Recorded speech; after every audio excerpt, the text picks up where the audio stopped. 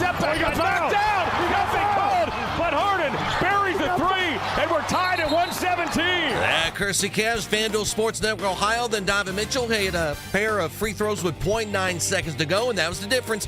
Cavs beat the Nuggets 119-117. Cavs win their fourth row. Mitchell finished with a double-double, 32 points, 10 assists. Harden also a double-double, 22 points and 10 rebounds. Looks like Browns tight end David Njoku ready to move on. He said his goodbyes on an Instagram post on Monday.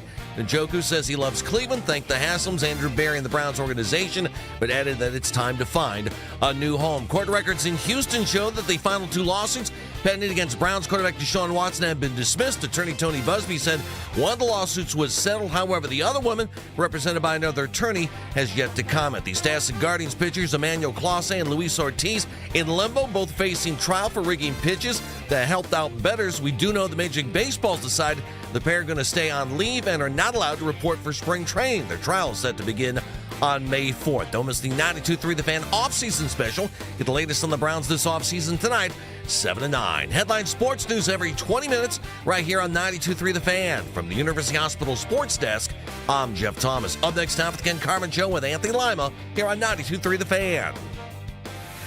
The afternoon drive. This is the calculated risk the Browns have taken. If Monken fixes the offense, and by fix, I mean you can just get a top 20 offense, but the defense takes a significant step back. With all of this, I'm sorry you failed. That's going to be one of the storylines. One of the storylines of this year is how does the defense look and what step back is that? Clearly, they have an emphasis on the offensive side of the ball and just stressing that point. And they to the point that they were willing to make it cost them Jim Schwartz. And obviously, they value players more than anything else. And we'll see what that risk takes you in. The afternoon drive. Weekdays starting at 2. We are Sports Radio 92.3 The Fan.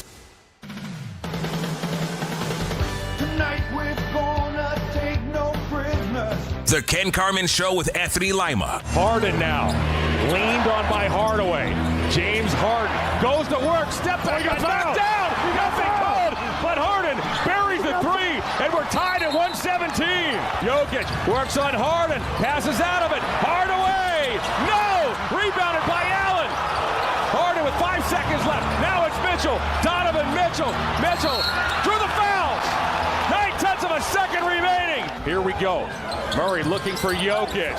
Having trouble getting it in. Jokic in a tough spot. And the Cavaliers come into Denver, and they doom the Nuggets. Here tonight, James Harden and Donovan Mitchell rally the Cavaliers from behind as the Cavs playing the final game of a grueling 5-city road trip. That's my job, man. My job is to elevate each and every individual. Whether it's players, whether it's coaches, that's what I've been doing my entire career. So, whether it's me going out there scoring 40 or impacting the game in other ways, I think we're more than good enough, without me scoring to win games. And, we start knocking down shots at a high level. It's going to be very, very, it's going to be different. You're starting to see where he thrives. He's starting to see the game. And obviously, on top of that, this is 2 games in a week and a half where he hasn't played, right? So he's still getting into his shape and still getting back into all that. Hasn't played with us. And then for me, when you're just 2 good basketball players, you figure these things out. And there's certain things that we'll just figure out, and the group will continue to respond. This is Cleveland Sports Radio, 92.3 The Fan. Audio courtesy of FanDuel.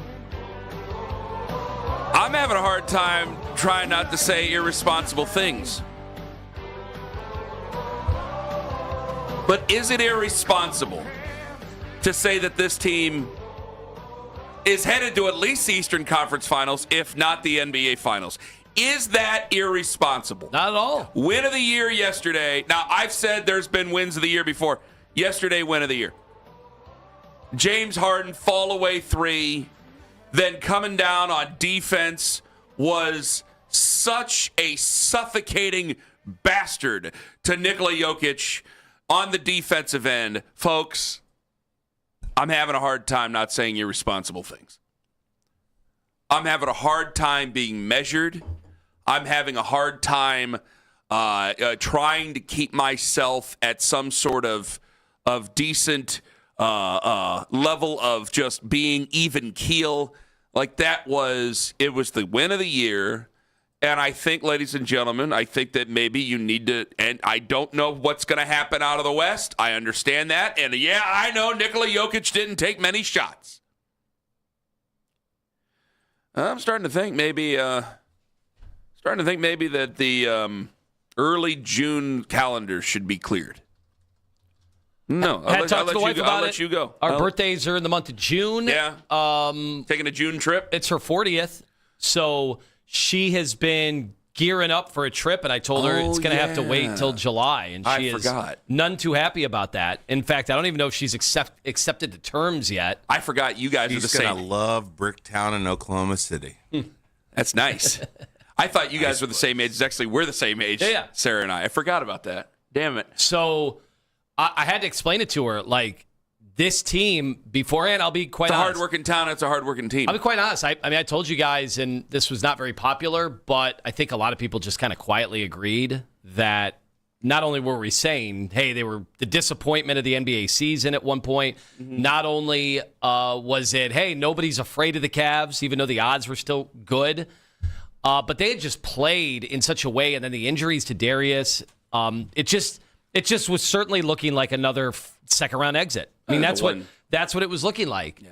And, I mean, they were already starting to play better even without Darius beforehand. But then Evan Mobley went down with an injury, and you have a West Coast trip like this. Yep. And they have dominated the trip. Yes, they have. This is incredible. This is absolutely incredible. And I know, one of those teams is Sacramento, but to make a trade like this, to have everybody in limbo, you didn't know if Jared Allen was getting traded. You just didn't know how this was going to shake out. At a very pivotal time of the year, they go get James Harden after all the rumors, and the non-practicing thing, I know I did hear Wendy like, well, he's been there for a week in L.A. Why didn't they practice? Who cares? Maybe don't practice again. Maybe save the practices. Because you are seeing in Donovan Mitchell and James Harden, and this is how the league has always worked in the super team era, and whether you call this a super team or whatever. I don't know if this is a super team era anymore. But it's probably not, but what is pretty clear is if you put two of the smarter basketball players in the league together in the fourth quarter, they don't need to practice. It's just inherent. It just is one of those things that they start to access their basketball genius, and they're doing it on a stage where everybody's kind of watching the Cavs, trying to figure out, is this a team that Vegas has already bought in? Vegas says they're the best team in the East. Vegas is Vegas. I understand that. I mean, I think now more. I don't want to bog it down. I don't think of Vegas the way I used to think of Vegas, because there's so much more accessibility to gambling. I think it's skewed some of the numbers. So when people say, well, Vegas this and Vegas that, it's like, well, I mean, depending on when you look at it, if you look at the initial offering and then you come back to it a couple of days later or something, like, yeah, well, the numbers are going to get juiced because more people are buying in. That's the only thing I'm going to say, and we'll move on. Well, I'll tell you, Vegas has bought in. I know somebody in the afternoon show has not. He's kind of like, wake me up when the playoffs start. No, wake up now. This is awesome. I hope he was watching last night. That was unbelievable. That was so much fun in the fourth quarter. And I know Nuggets for some reason are a better road team than they are at home. Who cares? Like that was just, they still had, I know they didn't have Aaron Gordon. They still had Jamal Murray. They still had Jokic. And down the stretch, like, you have two killers on that team that could finish that game. And I thought it was pretty special to see two fourth quarters already. And James Harden at 36 looks like prime James Harden. Prime James Harden. He doesn't look any different from a guy. In fact, he's actually better in terms of not dominating the basketball. Like, everybody wondered how those two were going to operate together, and it's been totally fine. Smart basketball players figure that stuff out. They just do. 216-474-0092. I don't know what would happen in the NBA Finals.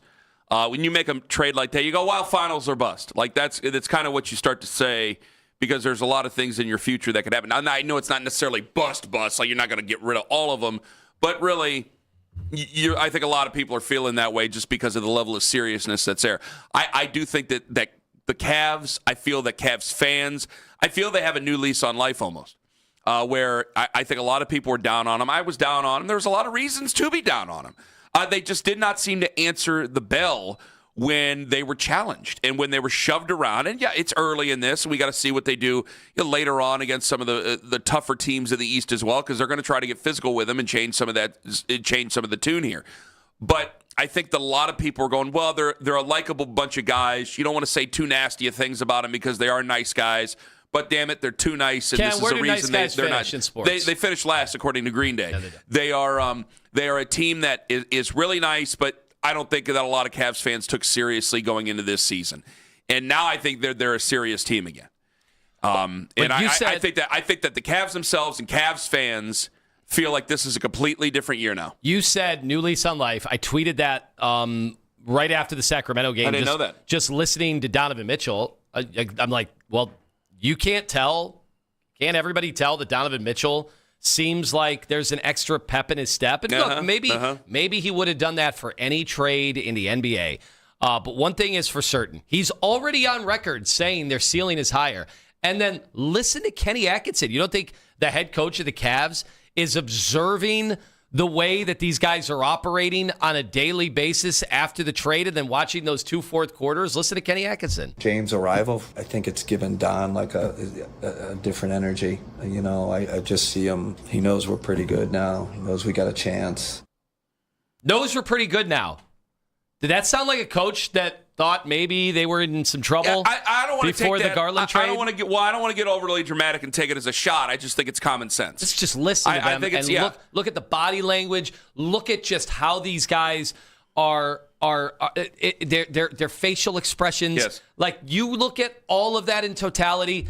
They were not buying the Darius Garland Cavs. They are buying the James Harden Cavs. Totally different. 216-474-0092. Another thing that I've noticed, and I've started to pick up a little bit, because you've said it when they first were talking about the trade for James Harden. I was like, well, you and I were kind of like, I was nervous. But I think you and I were pretty much down with it. Like, okay, if they have to make this trade, make the trade. It was not a popular trade at the time. And you had said, guys, like, he is a world-class, all-time history passer in this league. And I'm starting to get a lot of people going, man, I didn't realize he was such a good passer. And I think that kind of goes to fly in your face about observing the rest of the teams in the league. I think that with basketball and baseball, people primarily watch their own teams. And, you know, Christmas Day is important, but now that the NFL stuck its ass into that, I don't know how many people are going to see it. So there's not a whole lot of observation around the league. I do think because of the seriousness now, that will change. I do think that there will be more observing if the Cavs have a night off on a Friday and the Knicks are playing or the Celtics are playing, especially because, you know, Tatum's doing 5-on-5 now with some of the drills. I think that might change. I think maybe some of the Western teams, if they're playing a little bit early enough, that might change. So I think that the stakes are raised, that's it. But I couldn't believe, it's like, well, Lima's been saying this for the last 2 weeks about how great of a passer he is. And I think now it's starting to set in because you're watching him with the Cavs. And I still find it surreal that he plays for the Cavs. And I know they've had some big names play for him. It's another big name. And I'm really excited about where they can go. I can't help myself. I know I'm an excitable boy. I'm really excited about the possibilities of where they can take this. Kevin in Cleveland, you're first up on the Fan. Good morning, gentlemen. How we doing? We're doing well, Kevin. Go right on ahead. I'm very happy with this new duo we have in Cleveland. When the trade initially happened, you could say I was excited for James Harden just because, I mean, how pesky has he been to us where he gets in foul trouble, and that's the reason that we lose games, to say, like, for an example, to, like, the Sixers, to the Clippers. And now we can see it's just like having that pesky offensive guy on our side. And not to take away from, you know, Darius Garland's talents, because I think Darius Garland is still a talented basketball player. Yeah. I think James Harden just bought a couple years more from Donovan Mitchell, because I think that if we didn't change anything up, I think Donovan would have said, okay, well, you guys don't want to build around me, so I'm gonna go build somewhere else. And we brought James Harden in, and I think we just got more time with Donovan Mitchell. And I think with a couple practices, we're going to see something pretty dangerous here. I think you have a hell of a point, especially because, you know, if they get in, and obviously I'm pretty excited, but if they get to where I think they could go, and Kevin, thank you very much for the call. Like, I can't guarantee you're going to win a finals here, but I think you can get to an NBA finals, certainly. And if they get to that, I don't know how you walk away from this. This is serious basketball now, where I think that you hear that from Kenny Atkinson. I mean, these are telling words here. I think that Donovan Mitchell is a serious man when it comes to basketball. And I think that as time goes on, I don't want this to be taken the wrong way. Again, I think they like Darius Garland. But I'm starting to already draw the conclusions with some of the things that Jason had written about a couple of years ago even, about Donovan being a little bit annoyed that, he's all in to go make that push, but he's not getting that level of really paying the fiddler to go and do what's necessary. I think that a 36-year-old Harden may be willing to do that. And I know we're still in the honeymoon phase of this, but I feel that Donovan Mitchell feels that way, and I think that you can see a clear difference in body language and where they may be going. It's easy to be that way after a big win over Denver on the road to close out a 4-1 five-game West Coast swing. Yeah, night that you're not hitting your threes, and night you're not getting to the free throw line like them. Keon Ellis wasn't hitting his threes, and they put together that performance in the fourth where they were down, and they never were worried, never concerned. And that's what happens when you have two guys at the level of Donovan Mitchell and James Harden operating, by the way, as if they have played, forget practice, they're operating as if they've had playoff runs for years. Folks, it's been 2 games. It's been 2 games. Don't tell me now the other teams in the Eastern Conference aren't worried about the wine and gold. Is this a finals team already? 216-474-0092. I say yes. Winning the finals, we'll talk about that at another point. Getting to the finals, I think that they just put their flag in the ground, drew the line in the sand, and I think they're ready to fight in the Eastern Conference. I think that this is a completely different Cavs team already from what we've seen in the past. I want to know from you, do you already believe that this is a finals basketball team? And some good with some bad. Saying goodbye to a good friend for Browns fans. Ken Carman, Anthony Lima. Take us with you to work on the free Odyssey app. It's Anthony.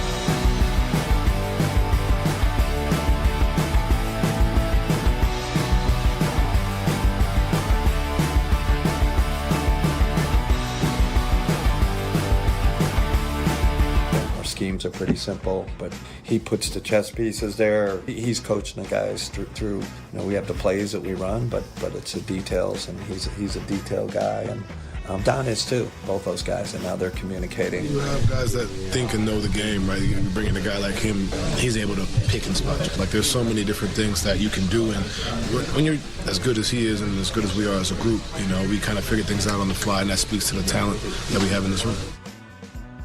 Cavaliers win last night. There's Kenny Atkinson. There's Donovan Mitchell. Talking about James Harden, talking about the addition, talking about maybe you should get your plans ready for June. Things have changed, man. Things have changed. What? In fairness, they didn't say get your plans ready for I am. Sorry. I think they're telling you without telling you. Can you text my wife?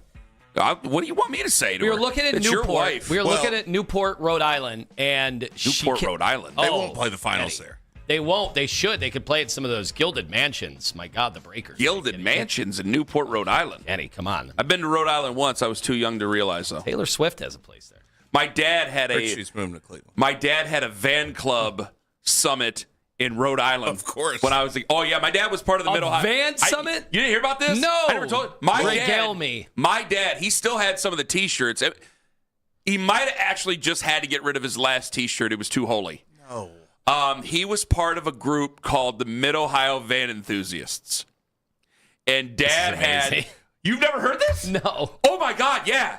Dad had this... They were called Move? Dad had this... Yeah, it was Move. M-O-V-E, Move. And Dad had a handle. It was Mr. Majestic, and Mom in the van was Mrs. Majestic. I'm pretty positive that's where I was conceived.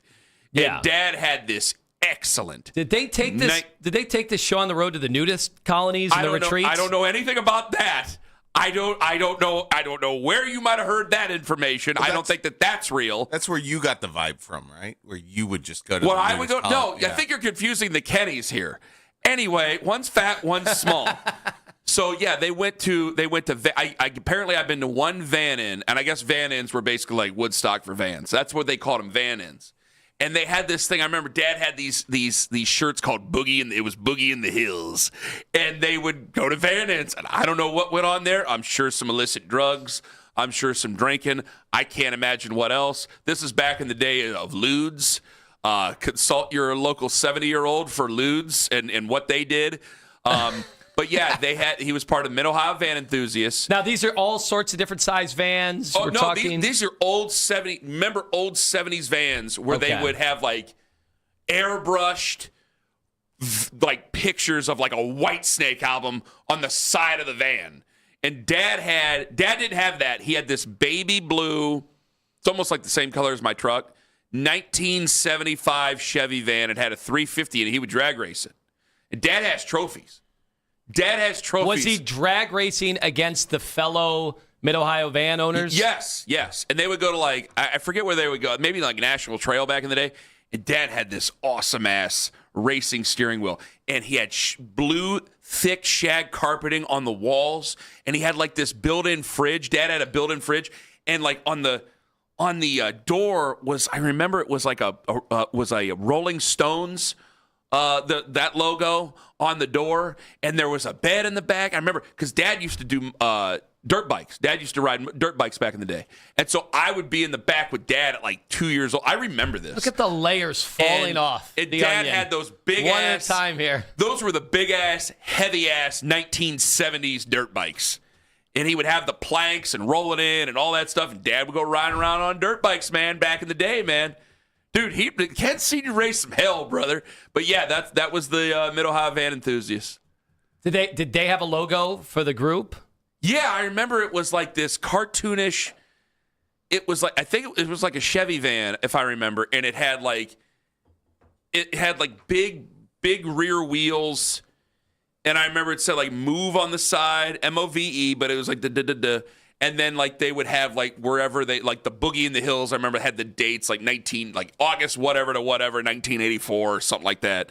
That's what it was, man. Did they have a reputation from the other van groups across the country, like when the Mid-Ohio van people show up? I don't know. I have no idea. All I know is that we would drive in big convoys. I remember that, and Dad be on the radio. I remember sitting in the back, and there were times I was bored to effing tears. But I remember we would go to some of these things, And like they would camp out. Like Smokey and the Bandit. We would go to camp outs. The frequency. I'm unlocking all types of memories. We would go to camp. Basically, we'd go to camp outs, and Dad had this buddy Larry and this other buddy. What was his name? I think his name was Greg. I remember I rode around on 3-wheelers. That was back in the days of 3-wheelers. How old were you? Oh man, I was like 3.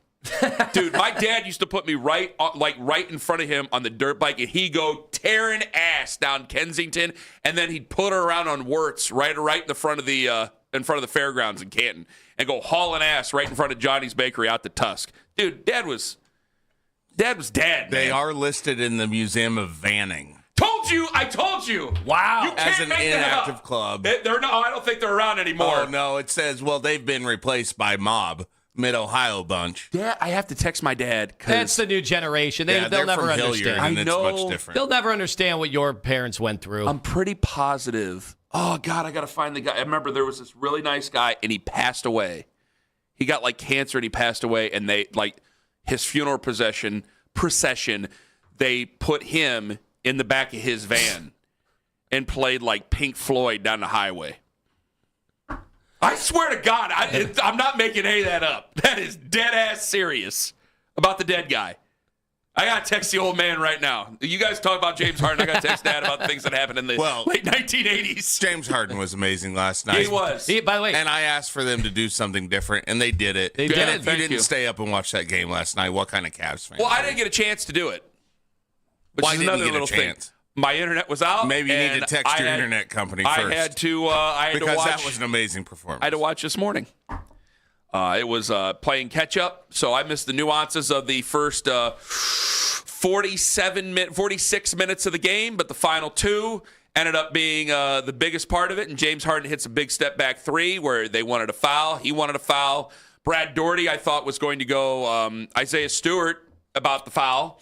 I hope Jalen Tyson's ready to fight that guy in the postseason, but that's a conversation for a different day. Here's the other thing. Obviously, we're focusing so much on the star talent, and the star talent's going to be a big part of it. But as a city that has seen finals runs and knows how every last contributor, whether it's Dante, guys come out of nowhere and have to step up during key moments. Well, you don't think Tomlin and Tyson are going to loom large? The nice guys finish last thing is real in that league come playoff time. Yeah. You need to have, for all the Klay Thompson and Steph Curry's being Mr. Nice Guy, then you got Draymond Green ready to mix it up.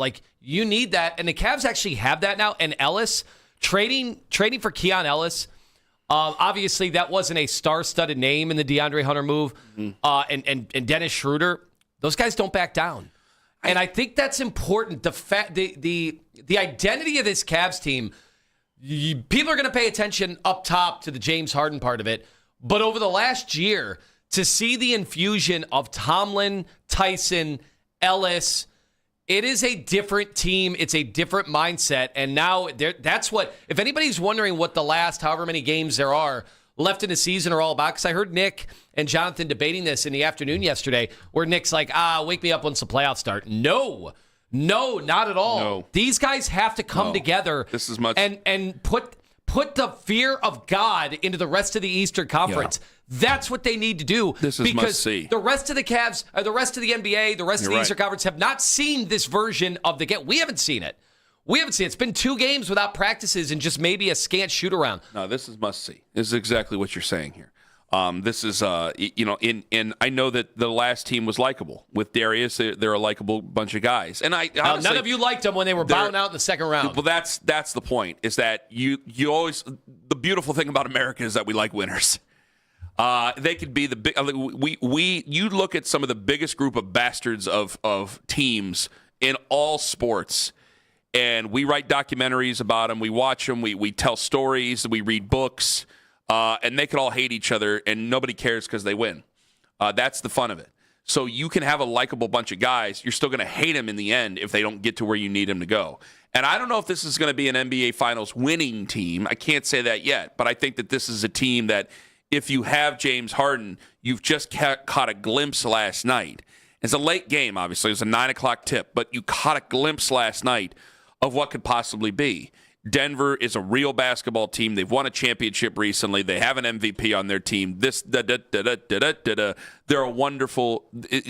a wonderful win over a really good basketball team. And I understand it was not the most popular move.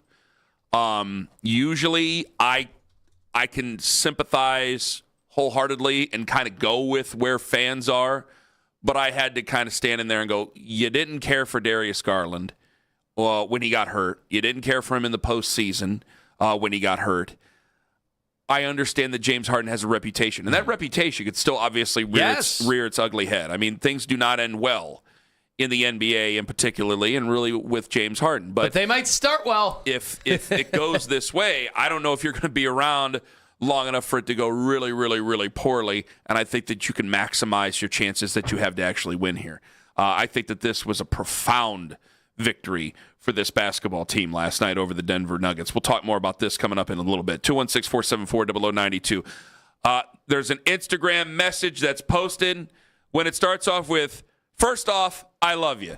It's a sports equivalent of, it's not you, it's me. We say goodbye to Chief David Njoku in 5 minutes on The Fan. Peter and Company Jewelers in Avon Lakes.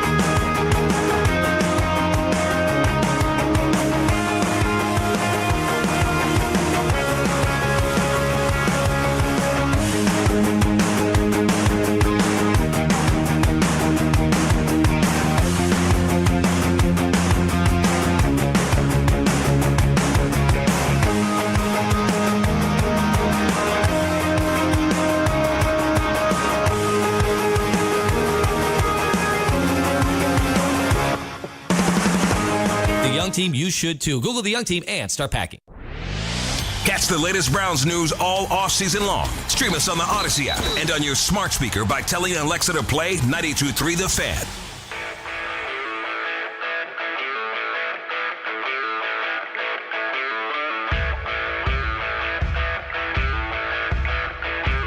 O'clock. Brian Hoyer on the show. Who should start camp as QB1? 7:20. I feel it's going to be a knockdown dragout. I'm surprised that many people agreed with me after yesterday's show. Right at the end of the show, you and I got into something yesterday, and 7:20 we're gonna bring it up because I expected not to even be able to open up social media yesterday, and I was surprised that many people seemed to agree with what I had to say about the Super Bowl on Sunday and depending on which Browns quarterback would have played for who. I ain't going to say any more. I'll say it again at 7:20, but it was surprising. This was put out yesterday evening, right as I got home from 8. This is from Chief David Njoku on Instagram. You want me to read the whole thing? A little sappy. It says, Cleveland, first off, I love you. That's always not a good start. These 9 years have been a beautiful journey. Even worse start. I am so grateful for all the memories we've shared together. Oh, boy, here we go. Thank you to the Haslams, Andrew Berry, and the whole Browns organization for everything. 2 exclamation points. All my teammates I shared the battle with. I'm so grateful for you guys. The time for me to find a new home has come, and all I can think of is just the gratefulness in my heart. The city of Cleveland will forever be home. Heart emoji, hashtag Chief out. How big of a loss is David Njoku? What's his legacy here? Tone, take it away. Well, the fact that he's been on the team as long as he has. 9 years, first-round draft pick. That's pretty rare in this day and age in any of the sports. Mm-hmm. So it's hard to believe. Remember, when he got taken, the whole premise was how young he was, wasn't it? That, he was going to be turning 21. He was 20, when they drafted him. Yeah, and the fact that he had this lengthy career, was he ever considered a top 10 tight end? I think at one point in the league. I think there were a couple years here and highest? There. I think injuries got in the way. I think that I think that he's going to be an interesting case if he gets picked up by a team that has a quarterback and has a decent offense. Well, people are saying Denver. I saw a lot of that yesterday. And maybe that's a possibility. Now, Bo Nix certainly isn't out of the woods. Would you think? Is Bo Nix out of the woods too? No. Okay, because his career, his 9 years here. Let's just be honest. It's easy to be flowery because 9 years in a place is a long time. And I think he was good with the fans, and he was definitely good with the kids who are Browns fans. And you and I saw that, personally. So there's no ill will towards David Njoku. But I think that there's always been a what if with David Njoku. And I do think that in certain terms, in certain ways, maybe he was overrated a little bit by us. I think that we were always kind of waiting for him to really break out and be that top 5 tight end in the NFL. And I remember conversations about what to pay him when paying came around. And tight end is a premium position that really I think a lot of people would be surprised at how much tight ends get paid. Franchise tight ends get paid. I think they'd be really surprised by the amount of money that they make. But it felt like there was writing on the wall. And I know that David had said what he had said during the season where he ain't bleeping leaving and all the other things. Things change. And I think that he's been told in no uncertain terms that it probably is going to work out here as far as finding a contract. And honestly, he might be looking at it 9 years in and say, I've already made a lot of money. He's not going to be starving with whatever he makes with his next team. And maybe it's time to go chase rings. I mean, you've seen other guys. I imagine there wasn't a giant offer on the table. Now, we could find out that wasn't true. Mary Kay will talk with us at 8:20 this morning. And if we find out that there was a big offer on the table or anything like that, then maybe he decided to say, you know what, I see what Miles has dealt with, I see what Denzel has dealt with, and I'm not going to do that. I'm going to go while my usefulness is still there. Because he has had a lot of injuries. David has had a lot of injuries, and his career has been marred by fits and starts because of those injuries. They would throw those tight end screens, and he would have these really athletic bursts, and you were like, holy cow, a guy that size can move like that, and then that all went away. I mean, the last few years, he was in molasses. He was in mud. He had no banged up. He'd catch the ball, and guys were there every time. Yeah. And maybe you'd say, all right, some of that's the scheming had gotten worse or whatever. I don't know. He just didn't have that kind of explosion. So that was kind of sad to see. I mean, honestly, who walked around outside of Myles Garrett?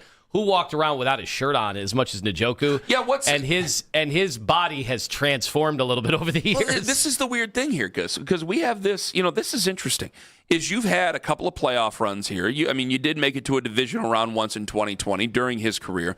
We're starting to cycle through players that I think there's always a what if. And that obviously a lot of that is based on one particular move in 2022. Let's call it what it is. But you're now starting to cycle through it. Where Joel Bitonio, I know what somebody had said who knows you at a resort in Pennsylvania had said about his future. We'll see. I'm still thinking he's probably going to hang him up. If he hangs it up, we've obviously talked about that with Joel. It's like what could have been had everybody had not have freaked out. I think some of that responsibility does go to the quarterback. However, what would have been with him? I think David Njoku. What would have been with him?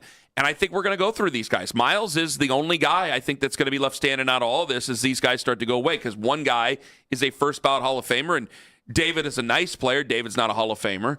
Denzel is a very nice player. I don't know if Denzel is going to be a Hall of Famer. Miles is guaranteed. So with the other guys, there's been some really nice players, and this is part, I think, of my torture as a Browns fan.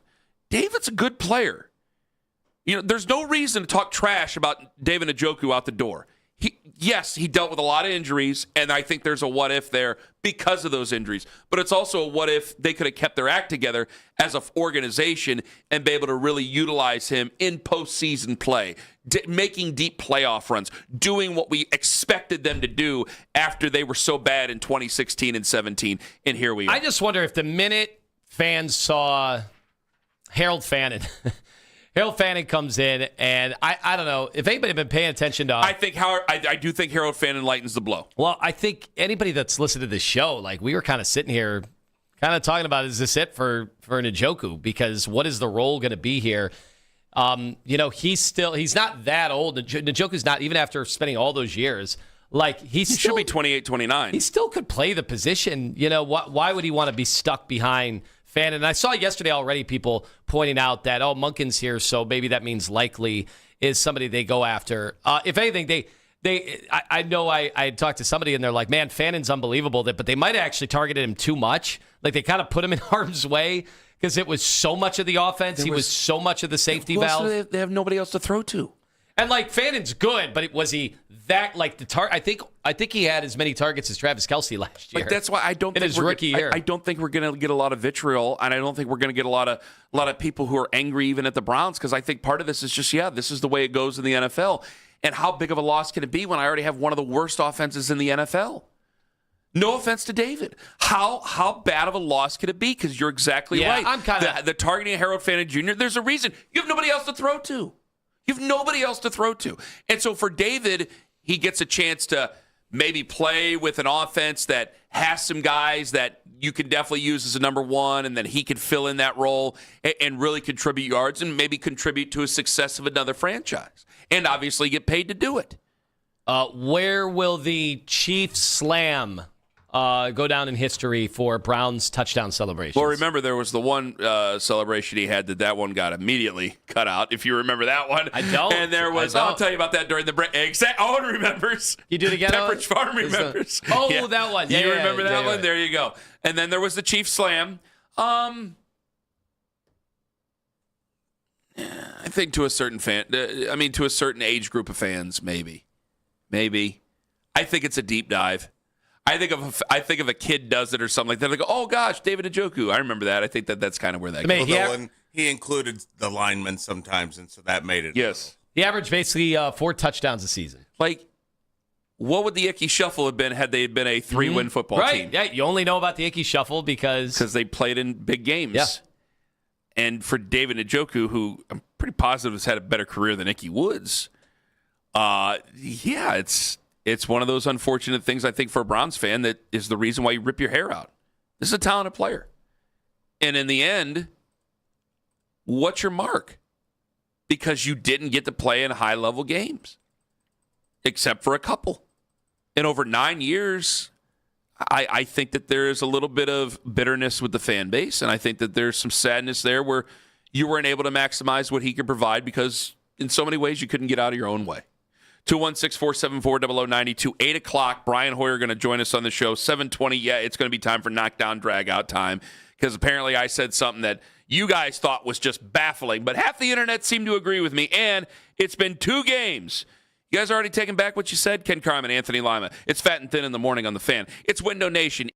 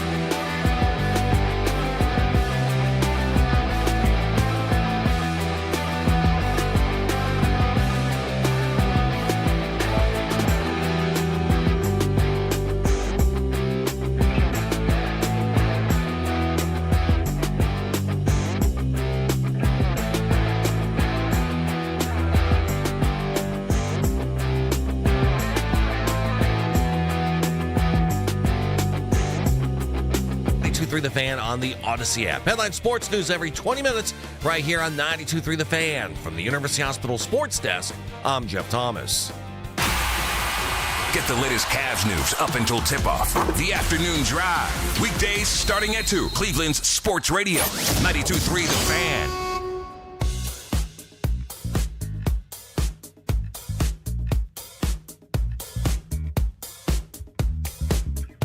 8 o'clock, Brian Hoyer going to join us on the show, which we'll have to ask him the question that we're going to bring up again at 7:20 that it happened in like the final 3 minutes of the show yesterday, and that you guys looked at me like it was the dumbest thing.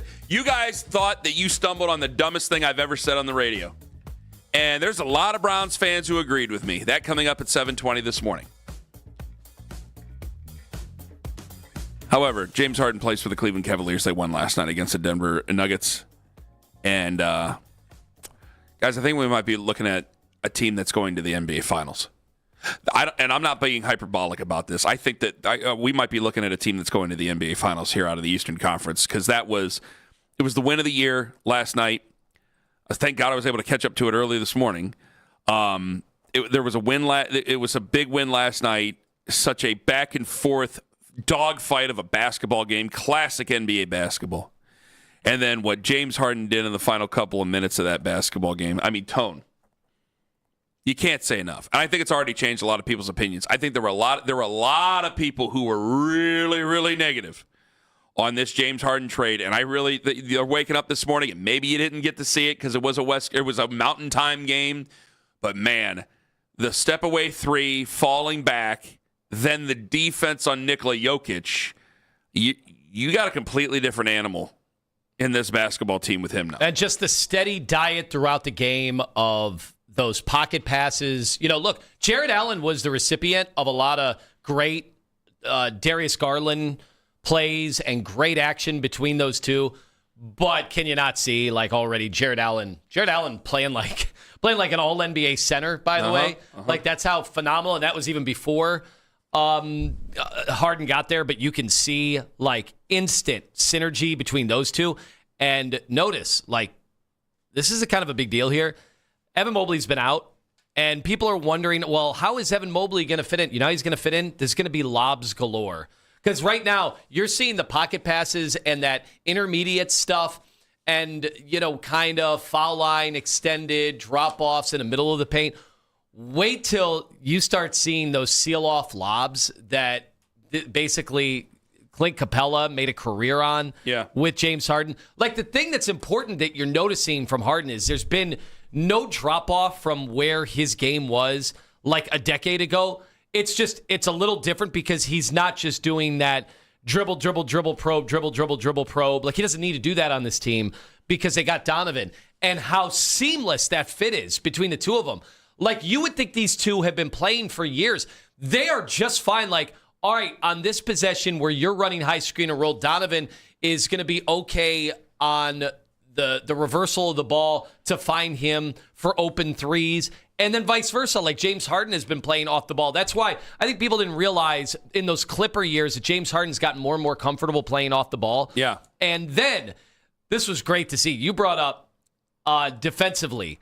Like, look, James Harden, I'm not going to try to pass him off as some great defender. He's not. It is where teams will look to take advantage come playoff time. But every team has a weakness. And, that the Cavs come playoff time with Evan Mobley being able to protect the basket and make up for some of that because he's such a rangy, versatile defender. I think that's where they can make up for some of the deficiencies for James. But last night, I mean, they went to Jokic with the game on the line in the post, and he could not really create a lot of ground. He could not cede a lot of ground with James Harden there in the post. That was pretty impressive. I thought it was. I mean, you got to go back and see. If you're just waking up, you got to go back and see the clip. The defense that was done, then the closeout with Jalen Tyson to disrupt the three-point attempt after Nikola Jokic passed it off. I just felt it was totally different when you got a 6'5" guy there with some thickness who can stand in there and play defense. Well, I mean, I understand he can fluctuate if he wants to, but I'm serious. A guy who's 6'5", who is sturdy enough to go out and do it, guys, you're seeing the difference. Well, not only that, Kenny, he's got all that added thickness, right, that he gets made fun of for, and yet he is blowing by guys because these defenders, they have to protect against. You saw the step back three. He's so comfortable as a left-hander being able to go either side, but that one was step back against Hardaway to the right. They had 2-for-1 situation. Actually had a timeout. They decided not to use it because I know Atkinson was questioned about that after the game. He is so comfortable. Like, all right, there's 35 seconds left. I've got Hardaway on me, and I know Hardaway can't close on me. Like, that is institutional NBA knowledge. That is why you don't need practices in a regular season game in a moment like that. And look at all the Cavs. They are very confident getting out of the way and letting them do that with the game on the line. It's happened in 2 games. There hasn't been a lot of practice, if at all. I know that you said Brian Windhorst had talked about it. I think that we're going to see a couple of different things. One, we're going to see what James Harden can do with this basketball team, which obviously I think is going to be a great deal. The second part of it is the leadership role of Donovan Mitchell. I don't think at any point in his career you were really, and I think teams did do it. I just think they did it at their own peril, is you brought in James Harden to lead a basketball team. I think that once the Daryl Morey stuff happened, I think that he became very, very, very bitter towards any sort of management in the NBA. And I think that that's why he's been very negative about some of the organizations that he's played with at the end, because he's just not going to let himself believe when he flat out got lied to. Yeah, he lost money. He lost big-time money in that situation. And I'm sure that, when you're in a league with a players' union, with a very strong players' union, with some big names there, I'm sure there were some guys saying, I told you so, when that had happened. So now you have this guy who's been known as a mercurial figure with the fans. He's not extremely he's well-known. Earned some of that, too. And he's earned that. He's been like, I'm taking my ball and going home. But he's done that to himself, obviously. But you weren't going to be putting yourself in a spot where you trade for him.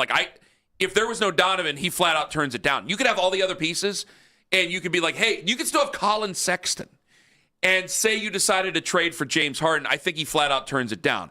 There is a seriousness now to this basketball team that I think has got him going now already, and I think has really reinvigorated Donovan Mitchell to the point where, Kenny Atkinson was asked about it yesterday. And Kenny Atkinson had spoken about already you can tell, again, they like Darius Garland. This is not ripping Darius Garland out the door, but you can see and hear and feel a clear difference with the organization. James' arrival, I think it's given Don a different energy. I just see him. He knows we're pretty good now. He knows we got a chance. I think that there's a clear difference for Donovan Mitchell between having fun and winning basketball games. You can win basketball games, and winning games is fun, but the end result's the fun part. I think you have to find a guy who's willing to crawl in and do it with you. And I keep going back to and I know that some of the things that Jason writes, I certainly have disagreed with at times, and we've talked about it. But I do trust him on a lot of things. And what he had written about the lack of seriousness and the concern that Donovan Mitchell had a couple of years ago when it came to Darius Garland, that's been in the back of your mind for the last couple of years. Darius is a good player. He probably has a good future ahead of himself in this league, but this is clearly something that they needed to do. Well, you got to remember, every team Harden has ever been on, the expectation is NBA Finals and championship. Yes. You cannot underestimate how that trains a mind and how you have to gear up to play another 2.5 months of basketball once the regular season ends. And this is nothing against Darius, but he's been on teams that the expectations have been larger as his career has progressed. But the fact that they haven't been to the Eastern Conference Finals, they haven't been to the NBA Finals, Harden has been on these teams. Yes, he has collapsed in epic proportions, and on some of those teams, even though he was playing with talent, they were his teams. He's been on those in those situations. And I know with he helped Joel Embiid, get to an MVP level, and the Brooklyn team, that team was just a mess because of injuries, and they were immature, and they thought they could pick their own coach, and they didn't think coaching was going to be a big part of it. Remember, they thought it was a long time ago. More of a partner. Yeah, that was a long time ago now. Maybe James has actually learned from those situations. He knew with the Clippers, just because even though Kawhi's playing at an insane level right now, he knew that just wasn't going to be a situation. You were always kind of walking on eggshells with the injury situation there. Now he knows, he knows what the expectations are. Him and Donovan have a real relationship. I think people just kind of found that out. but they've had a real relationship, and now they're looking at each other knowing that, hey, there's a trust there that we can actually make a deep run in the playoffs. And that's what I think is so interesting is people are, even the haters of James Harden, and by the way, there have been times throughout my watching of James Harden where I've been disgusted I think everybody by watching him play basketball. But I'm telling you, this is already a different version of James Harden. This isn't the guy when he was in Houston. And by the way, they almost got to the NBA Finals. They took a really, really good Steph Curry team. In fact, actually, we can thank James Harden because I think that's a big reason why part of the reason we were able to come back from them. They were on fumes after a lengthy playoff run. And part of that was the Houston series where, they had gone so deep. So this is so fun to watch. Well, this is awesome to see. We're saying a lot of nice things about him, and rightfully so after last night's game. Do you think that he's already there were a lot of people who did not like this trade, Anthony? Yeah. I mean, what was it? 70-something% on our poll did not want to make this trade? It was that bad. If I'm not mistaken. Man. Do you think that he's already won the majority of those fans over? No. I think there are people that I've seen people say, let's see what happens in a Game 6 or Game 7. The thing is, you got to get to those games. And James Harden has shown the ability to get to those games. People have missed this, like in some of those total collapses from Harden. He's also been the reason they've gotten to those huge moments. Darius has never been able to do that. Darius hasn't even been able to get them to the moments to where he could be killed for falling short. That's going to be the interesting thing here because I think people are hearing us. And guys, we were proponents of this trade. We wanted to make this trade. You and I were lockstep about making this trade. And now that we've made this trade, like the Sacramento game, you're out there without practice. You were able to lock in the fourth quarter, able to do it. Sacramento's a terrible basketball team and a terrible organization. And you have a situation now where you played Denver. And I thought last night, we're going to find some things out last night, especially because Nikola Jokic was going to be able to go. And they had Jokic and they had Murray. That's still I know they had other injured starters, but that's still a legitimate team any night of the week, any year that those guys have played together. That's a championship pedgree. And what an it came from behind. Like I think Denver and their fans were thinking, well, this game's over. This was a 10-point, 11-point game with 6.5 minutes left. And at no point were the Cavs concerned. They just weren't. This was a big measuring stick to see where you're already going to be when you didn't even have very much practice at all when you brought this club together. Coming up at 8 o'clock, Brian Hoyer going to join us on the show. I want to ask him who should be that QB1 at the start of camp, and does he think that guy is really even on the roster right now? Coming up in 5 minutes, how could what I said yesterday at the end of the show be so dumb if so many of you agree with me?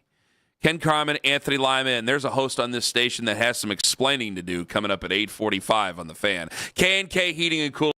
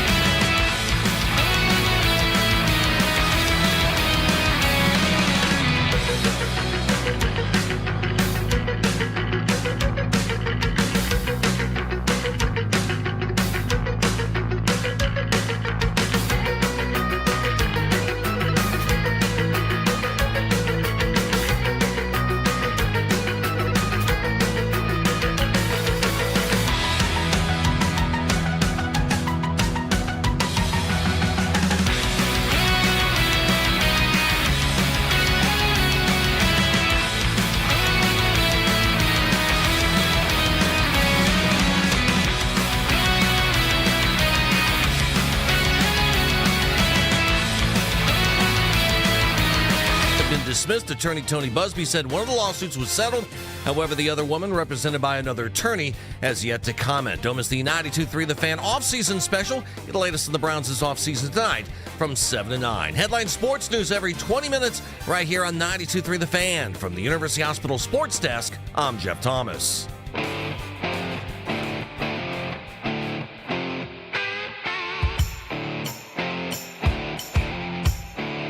Well, it's going to be interesting to see how this comes out.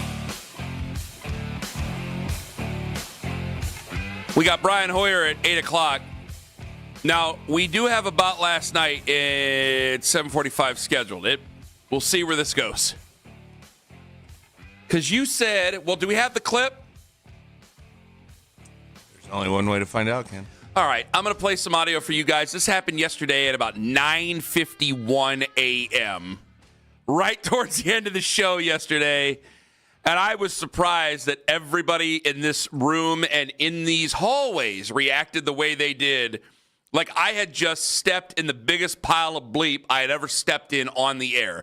This is yesterday, 9:51 a.m. This is why you got to listen to all 4 hours, friends. How many quarterbacks last night do you think could have won if they were on Seattle? Oh, gosh, what a great question. Against the Patriots? Yeah, against Patriots. Shedeur Sanders. What? Shedeur Sanders. Okay. Deshaun Watson. What do you... What? Wait. Do I have to rephrase the question? Shedeur Sanders can't turn around and hand the ball off to Kenneth Walker Jr.? You wanted me to name how many quarterbacks. I named 2 quarterbacks that Browns fans would care about. Shedeur Sanders and Deshaun Watson. In that game, being able to turn around and complete a couple of passes, yeah. So Ken Carman thinks 40 quarterbacks could have won the Super Bowl yesterday. With how well Seattle executed up front and played defense? Could Drake May have won the Super Bowl? Wow. Okay. With Seattle? Am I wrong? I think it took me 3.5 seconds to get defensive with you. It took me 3.5 seconds to be backed into a corner. Yeah. And you wanted to put up the video, and I said, don't put up the video because you guys are going to scare me out of it. I'm going to put my tail between the legs, and I'm not going to want to do it. With Seattle? Keith insisted on putting up the video because Keith's a bad guy. And I got to tell you, I was shocked at the amount of people go, yeah. You started out with Shedeur, and I'm just like, you don't think Shedeur makes those back-breaking mistakes that he made every start that he played in? You don't think he play within the throws a bad interception? You don't think because he created a lot of sacks honestly, too last year. Maybe, but do they? I mean, God, they won 3 games with the Browns defense and their offense. I swear to God, I don't take this back. I've had a day to think about it, which might make it even worse to some of you guys out there. But, he could have won that game. See, I thought Darnold, while I certainly don't think Darnold played some great performance or anything like that, I think Darnold, as the game wore on, and obviously playing with a lead helped, I thought he got out of some hairy situations and did a really good job of stepping up in the pocket. Remember, he had that one run where he turned on the Jets a little bit. I thought he got more comfortable as the game went on, and there's so many quarterbacks that just, I think they would have been seeing things. They would have been seeing 30 defenders because it's the Super Bowl. I disagree. Like I saw, I just clearly disagree. So you just don't think Sam Darnold did anything? I think Sam Darnold did enough, yes, in that game. I think Sam Darnold's had a very fine season. This isn't against Sam Darnold. But in that game, yeah, he did enough. I'll meet you halfway. I think that, say Shedeur would have made a terrible mistake, like he did against Pittsburgh, right? The terrible interception. Because Darnold had guys in his face. His face. I get that. Say Shedeur might have done that. I still think that even with that one mistake, the Seattle Seahawks would have won that game. I think he or Deshaun Watson both would have won that game for the Seattle Seahawks had they been playing. Turn around and hand the ball off to Kenneth Walker. They won 3 games with Shedeur Sanders with that offense and that defense during the regular season. Now, I know that they didn't win against New England. They had Dylan Gabriel out there. I didn't say Dylan Gabriel. I said Shedeur, and I said Deshaun Watson. Yes, and when you ask, well, you must think there's 40 quarterbacks. I think a lot of quarterbacks would have won that game in particular with that performance. New England had nothing to answer for anything that they did. Here's where I disagree, and I actually thought they were... Well, you thought I was trolling you. That's how bad you thought of the answer. Well, they were teetering a little bit with... And I said Darnold got away with 5 throws early in that game, and yet Kubiak was still really aggressive during moments of that game where I thought they could just hand the ball off, and they didn't. And I think still carried the ball 27 times. I know, but there were still plays where because New England was getting pressure too. If you looked at the pressure numbers, like it wasn't like Darnold was just sitting back there with 30 seconds to throw the football. He still had to make some plays and be smart with the football. And I thought he was as the game went on, where I think there are so many quarterbacks in the NFL that have not had that experience. Like Darnold's been around a long time now, where I think a younger quarterback like I mean, gotta say it, like Shedeur. I think we saw Shedeur make some backbreaking mistakes against these teams that he even won games against. But that's the entire point of what I'm saying. That. That's the entire point of what I'm saying. And you're saying Shedeur magically that would have cleaned up those mistakes? I didn't say magically at all. I said that he in might the have Super Bowl in the biggest game. Okay, I mean, you can continue to talk quickly, or you can let me answer the question. Can I answer the question? Can I answer the question on the show that has both of our names on it? Is that okay? I ain't some caller. You're not just going to run me off the air. I'm just trying to see where you thought that you're just not giving Darnold any respect whatsoever. I'm just not going to play your stupid games in what you do. I got defensive yesterday. I'm prepared for this. I'm not going to get defensive today. At least I'm going to do my damnedest. So you're not going to fast talk me into making mistakes and walk me into some sort of a trap. What do you think about what you're hearing right now? Yeah, do what you do. Do what you always do. Doesn't sound like you're getting defensive at all. Do what you always do. Sounds and look like at you're Owen. being calm and level-headed. Yeah. Give your little signal to Owen to try to team up on me again. I'm not going to back out of this. Signals. I'm always against you. But no, there's been a couple of times you've been with me. Last week we had a big argument that you and I were on the same side about. I felt really bad about it. Well, that actually might get me going. Anyway, Shedeur Sanders wouldn't have just magically had made it happen. Don't accuse me of just thinking it's magic, okay? He wouldn't have done that. He might have made a big mistake. You're right. But I think that Clint Kubiak did what he did because, you have to make sure that you test him a little bit because you do want to open it up. But he still carried the ball 27 times with Kenneth Walker Jr. Kenneth Walker III. He was the MVP of that football game.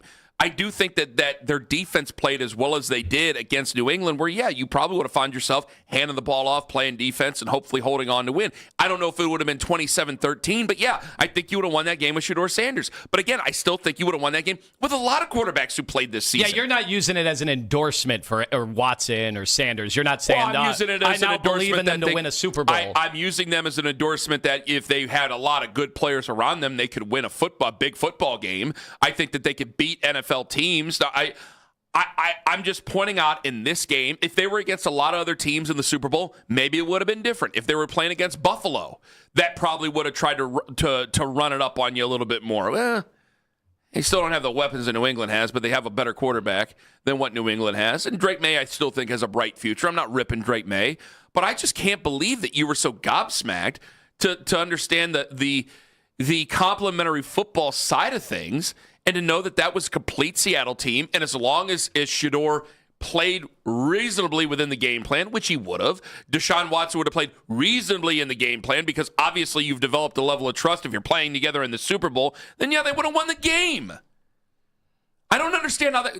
Excuse me. I'm not going to be defensive. Not getting worked up. I don't understand how that is such a crazy thing to say. 216-474-0092. And apparently, now there were definitely some people who thought that I was nuts. Okay. Because they're dyed in the wool. They can't believe that anybody would say anything positive about Shedeur Sanders or Deshaun Watson. But I'm just trying to be open and honest with everybody and have some common sense. Maybe Shedeur in year 7 or whatever. What is it for Sam Darnold? Maybe Shedeur all those years later, and the game obviously has slowed down for somebody like Sam Darnold all these years later. Maybe that's the case. In that game, rookie Shedeur, I mean, I saw how bad. I look back at rookie Shedeur still went 3-4 with the Cleveland Browns. And in that Cincinnati game, I stopped keeping track after the first 6 turnover-worthy plays. And in the Super Bowl, did you see those corners for New England?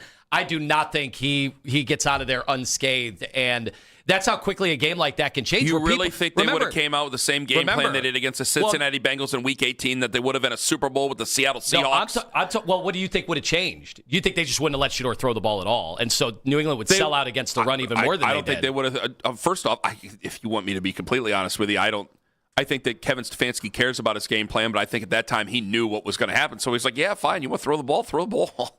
Fine, let's throw it. Let's go ahead and do it. And I don't think it's the best situation where you throw into Cedric Tillman.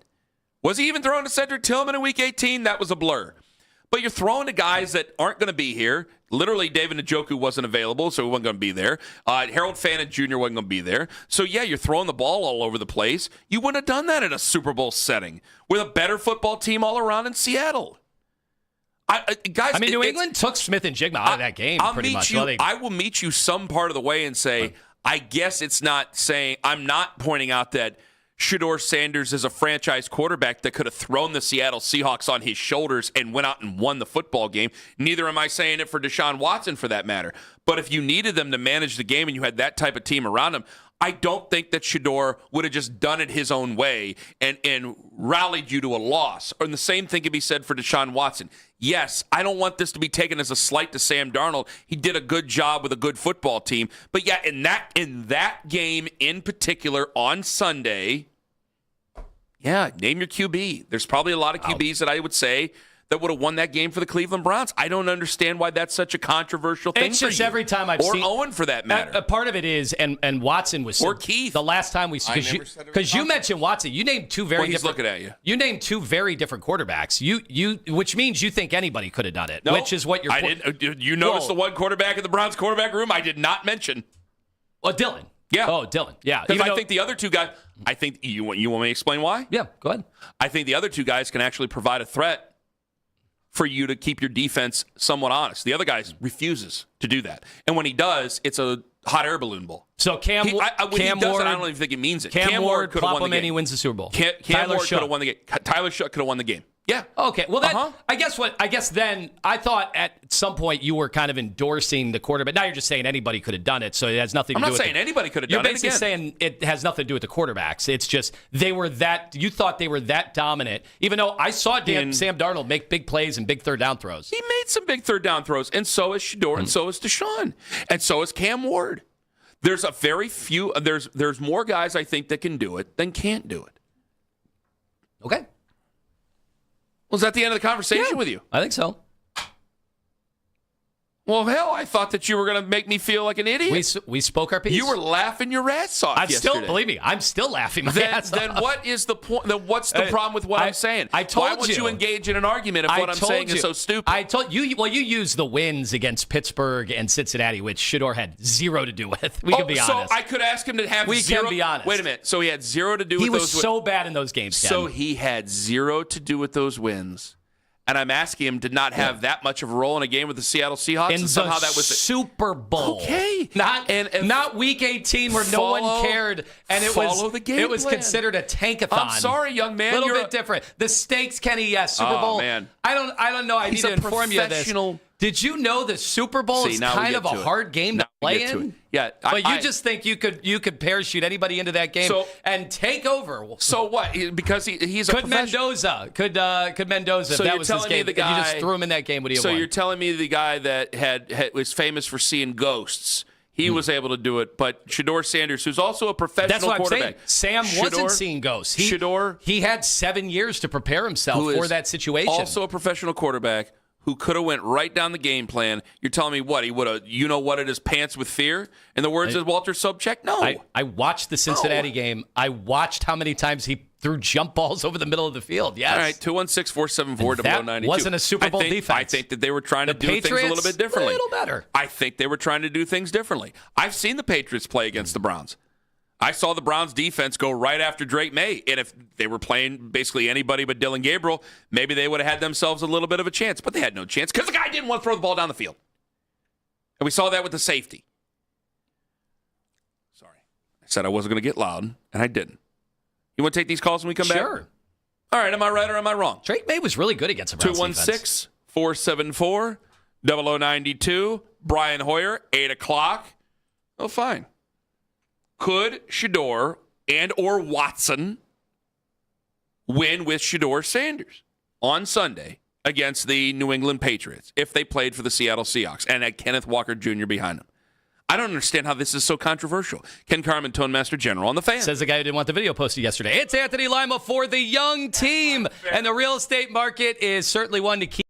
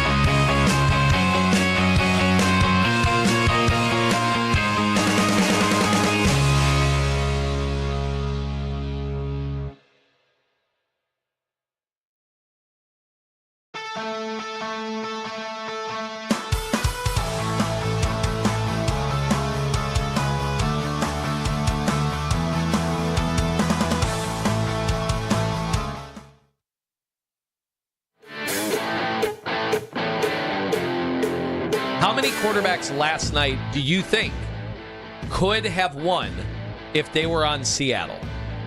Oh, gosh, what a great question. Against the Patriots? Yeah, against the Patriots. Shedeur Sanders. What? Shedeur Sanders. Okay. Deshaun Watson.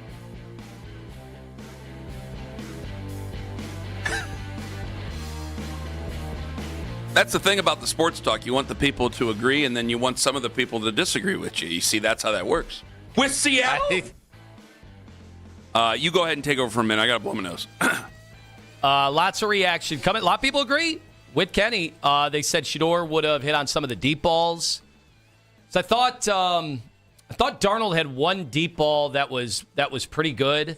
Yeah, he missed Smith and Jigba in the first quarter, I think. Yeah. On one that would have been a touchdown. Oh, that would have been a floater. Yeah, that floater, he had 5 yards of separation at that point already. Well, that's why I didn't know if Darnold was going to make it out of the first quarter. And then he had a deep ball that was kind of in double coverage that did get tipped, but it was a pretty good ball too. But I'm rewatching the highlights right now, and there's a lot of stuff that he ended up checking down on that I wonder would, because it's the Super Bowl, would Shedeur try to take that risk of going to that second level guy, ended up throwing into a coverage that maybe he doesn't see, a corner hanging out that.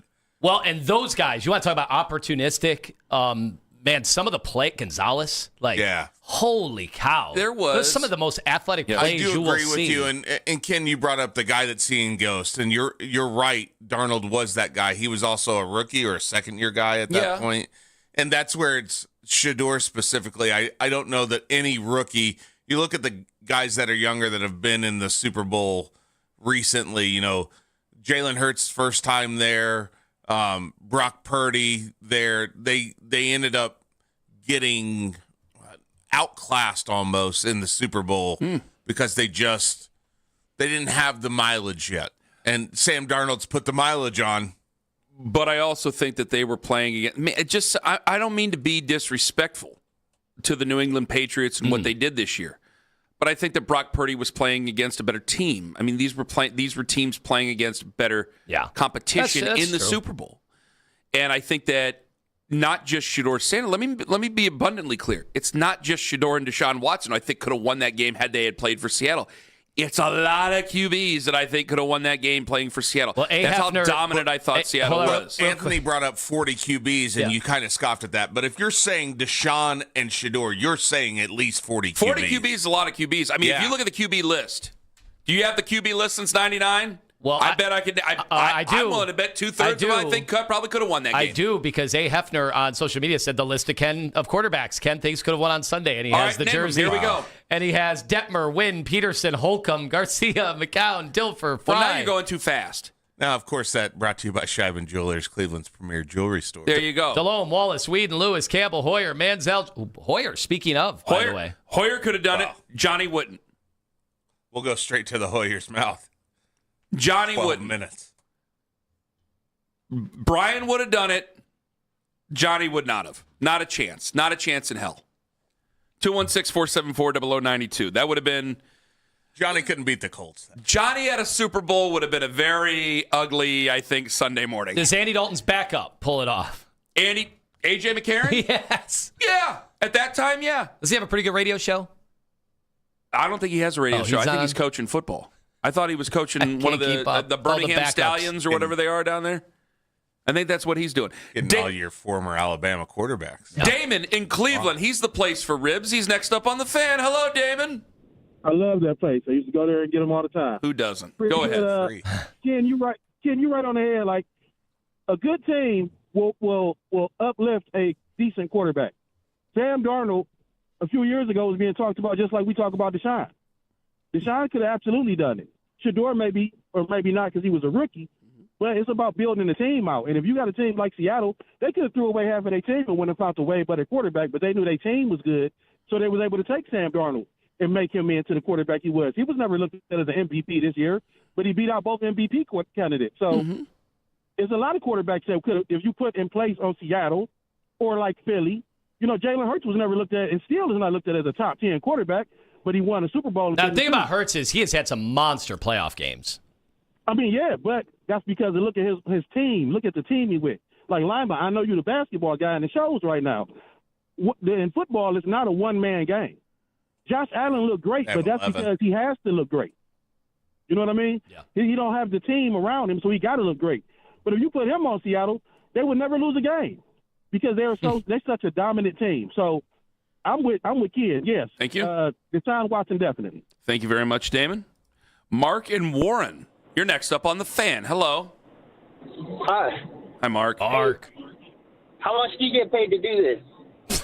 A lot.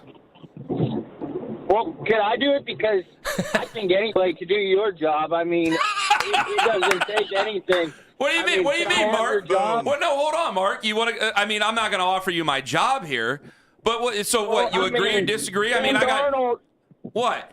He was What? He was being talked about to be an MVP last year, and you all just scoffed at him. And then, well, this year he threw more interceptions than anybody, but he had the poise in the playoffs and in the Super Bowl where timing is something that is important. Oh, you're telling me how important timing is. Mark, you're trying to tell me that a quarterback who threw a lot of interceptions. You're saying Sam Darnold threw a lot of interceptions, right? Yeah, but so a quarterback who threw a lot of interceptions, which Shedeur did, you're telling me that another quarterback who threw a lot of interceptions couldn't have turned around and handed the ball off to Kenneth Walker Jr.? What's that? Oh, that's what you're saying. What's that? Hey, I'm saying a lot of QBs can, Mark. Bit. I like the bit because it got me to call in. Exactly. You know what I mean? Exactly. That's why I'm here, and you're there, Mark. That's why. Off I feel like you. willy-nilly anything from our mouths that we want. No, I firmly believe. Mark, I had 24 hours. I had 24 hours to think about this, and I still believe it. I think a lot of quarterbacks could have done what Sam Darnold did on Sunday. It'll get people to call in. That's all you believe. Wow, Mark, we take the fewest callers out of any show on this station. What? Jackson Smith-Njigba was hurt most of the game. Mm-hmm. He was throwing to a tight end Warner, and he was throwing to Cooper Kupp. There wasn't anybody getting separation. And Sam Darnold missed him. It was only because New England's defense was so good that it wasn't an explosive breakout game for Seahawks. If it was any other quarterback, it would have been very close game, and they might have lost. But that quarterback... He was an inch away from breaking his game out and it being an even worse blowout. It would have been closer. Well, wait a minute. One of those touchdowns was a defensive touchdown. One of those touchdowns. So again, how is any of what you're saying an argument against Shedeur Sanders or Deshaun Watson winning that game? I still don't understand how any of this is an argument. Even Lima is like not saying anything because he knows you're making no sense, Mark. In the playoffs, Deshaun Watson is you can't say those things on the radio. And that's why. That's why. See, I can do this and you can't because I don't say those things on the radio. You can't say them things on the radio, Mark. You don't have the guts to. Well, no, I'd get fired. And then I wouldn't make a lot of money doing this anymore. You could go to Milwaukee and get paid three times as much. I did not go to Milwaukee. No, because I don't think it's as good a sports town as ours. I'm not picking up and moving to Milwaukee. Once it's over here, I'm done. You might be able to get Joe Thomas to join you 3 times a week in studio. Great. I'm going to go be the high school athletic conference commissioner when this is all said and done. This is the last hurrah. You know any openings? I do. Actually, but I'm not going to do it. Mark disagreed with me, made my case for me. That's why Lyman wasn't saying anything. I felt like you talking down to a caller that can't give me any real dispute. A guy who threw a lot of picks. Sounds like somebody I know. Guy who had problems playing in a big game. It sounds is like incredible. It sounds like another guy I knew. It is incredible that the Seahawks did not turn it over in the postseason. I got Keith. Ken, you're discounting what Darnold did in the regular season. I'm really not. I'm saying what they would have done in this game in particular. That's what I'm pointing out. I don't know about anything else did. I'm making a case for what each one of these guys did. Sam Darnold had a wonderful season. And in the game, the biggest game of the year, he had to turn around and hand the ball off to Kenneth Walker Jr. Were there any bad handoffs from Shedeur Sanders or Deshaun Watson? I'm sure there were 1 or 2 over time, but all you had to do was turn around and hand the damn ball off. And maybe Shedeur might have been able to complete that touch pass to Jackson Smith and Jigbo, where he would have walked in, even injured, with a touchdown. 10 yards away from anybody else. He had a couple bootlegs where he just fell down on play action. Yeah, well, Turf Monster got him. Now listen to Tone just making my case for me. Champions Pose, one of the easiest ones I've ever had. Brian Hoyer going to join us coming up in 5 minutes. We'll see if the former Browns quarterback agrees with me. He's a Super Bowl winner. He's coming up next on The Fan. Friends, Ken Carman here.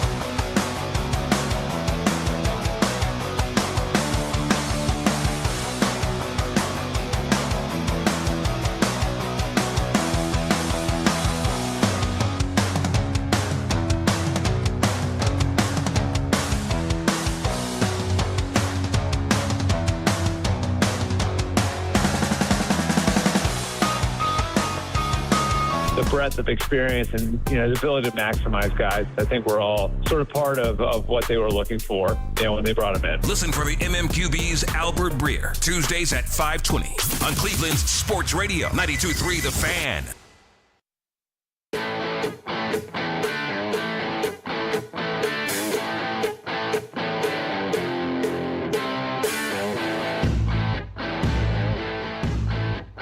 Let's go to the Make It Right, Call Kyle Wright hotline. Let's see if this guy agrees with me. Probably, I can't say with us. There's a lot of things you and I have been agreeing on. I think you and I are going to agree on something coming up at 8:45. It seems that there's a host on this station that's got some splaining to do. And I think Lima and I, you might be like Kane and X-Pac back in the day here, because this is going to be a tag team type of thing. I can only just think of a big guy and a little guy. I can't think of... Tugboat, did Fred Ottman ever tag with anybody, Owen? I'm not sure. Guppy. Let's go with the Make It Right, Call Kyle Wright hotline and welcome in Brian Hoyer, former Browns quarterback who joins us right now, local guy, which means he's a wonderful guy. Hello, Brian. Good morning, fellas. How we doing? Ken, are you going to Milwaukee up there with Joe Thomas? No. You know what? Okay. If when the career in radio is over, I might. I won't lie to you there. Like, I might take a position within Hall of Fame beef, but no, I'm not going to. No offense to the Hall of Fame beef. By the way, I got to give a shout out. I got a little care package, and it is phenomenal. So anybody there in the Cleveland area and you want good beef, go to Joe Thomas Hall of Fame beef. It is truly phenomenal. There you go. I just tell you. See, I'm just going to join that business. That's how it goes. Something tells me I don't think Johnny Football got that same care package. Let's go out on a limb. Joe knows how to hook it up, and I'll tell you what, it's better than any beef that I've had, and I'm a connoisseur of beef, so I'm ordering from a lot of places. Joe's doing it right, that American Wagyu, and he didn't even know I was going to give him this free ad read today, so I appreciate you, Joe. Oh, no, we're going to clip it and send it to him. This is great stuff. Brian Hoyer joining us here on the show. So you heard a bit of the argument. Can you settle it for us? Could Shedeur Sanders and or Deshaun Watson and or insert quarterback here, could they have won that game on Sunday for the Seattle Seahawks against the New England Patriots? I mean, I get the point you're trying to make, but to me, it's more of what Sam Darnold didn't do over what he did do. And the way that game was played, we used to have a saying, do business as business is being done. And if you're Sam Darnold, I thought he played the game the way he needed to play based on what he was seeing from his own defense. And I get it. Like, Kenneth Walker had a huge night, but he did have some clutch plays that I thought, man, if the Patriots were able to stop, like, just the elusiveness and avoiding some of those sacks and not getting pushed back and maintaining a drive, I thought he did a good job of that. But I do think with that team and the way that game was played, I do think there's a lot of quarterbacks, but I don't want to take away from Sam Darnold either. And so I don't know, in that scenario, in that situation, does Shedeur try to make a play? Does Deshaun try to make a play when the best play is to take a sack? I don't know that. But I do see what you're saying. Like, that Seattle team, I was shocked. That's the first time the Patriots have really got it taken to them all season long. And that Seahawks defense, I mean, it was just incredible. And so when you're the quarterback for that team, you're just over there playing and you're just saying, just don't mess it up. Because there were a few plays where Darnold took some risks. I mean, the first drive of the game, he almost throws a pick to Marcus Jones, but he zips it into Barner, and it's a big play. So I'm kind of 50-50 on this one, Ken.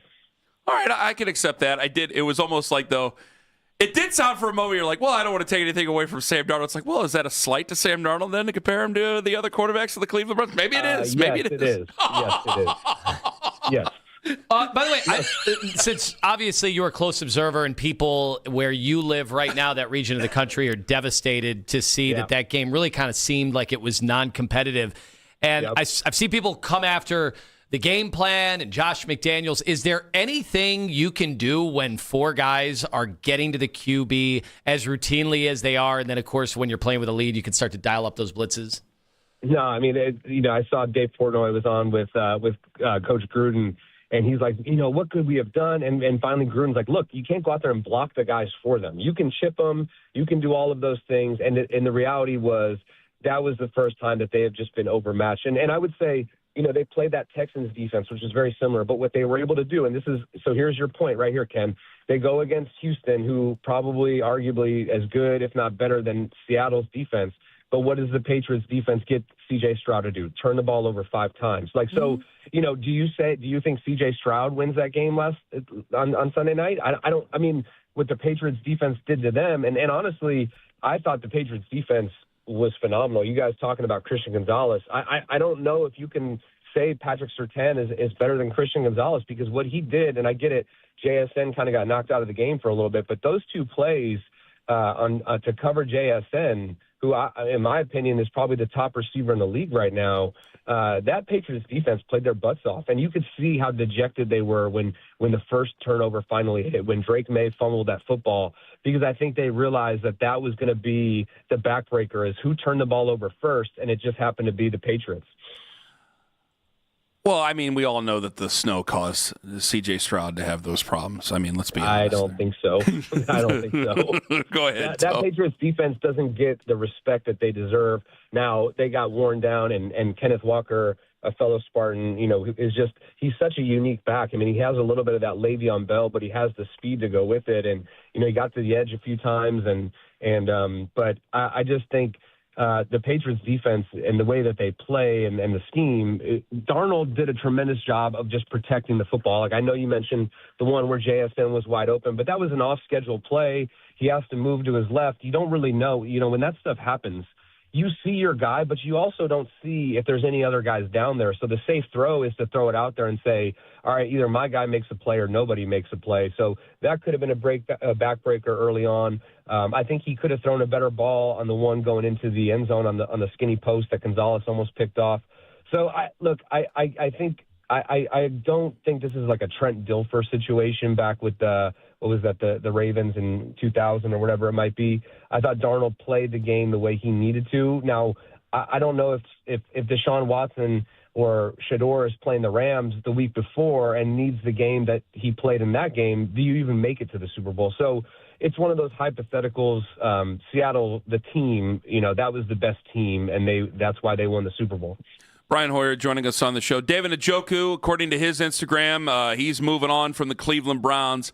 How much of a loss is it? Because I want to hear it from you, Brian. You're a former quarterback with the Cleveland Browns. I mean, you've been a quarterback in this league a long time, and I could see it either way. It's like, well, gosh, that's a veteran tight end, a good security blanket, but at the same time, it's like, boy, it's hard to be any worse than the Browns' offense was. Maybe it's time to start anew. Yeah, but I mean, the thing that makes me feel confident is I thought Harold Fannin Jr., I think that guy's a star in the making. They did, the Browns nailed those picks with Schlesinger and Fannin Jr. and obviously Judkins. Hopefully he comes back from injury. But I think Fannin Jr. is like an Antonio Gates, a little bit faster guy in the making. So, it is, depends on how you want to play offense. Do you want to play in 12 personnel? And you could have those guys paired together, which I think would be great.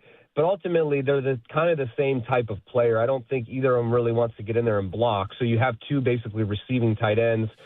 You can now make Fannin Jr. the primary target.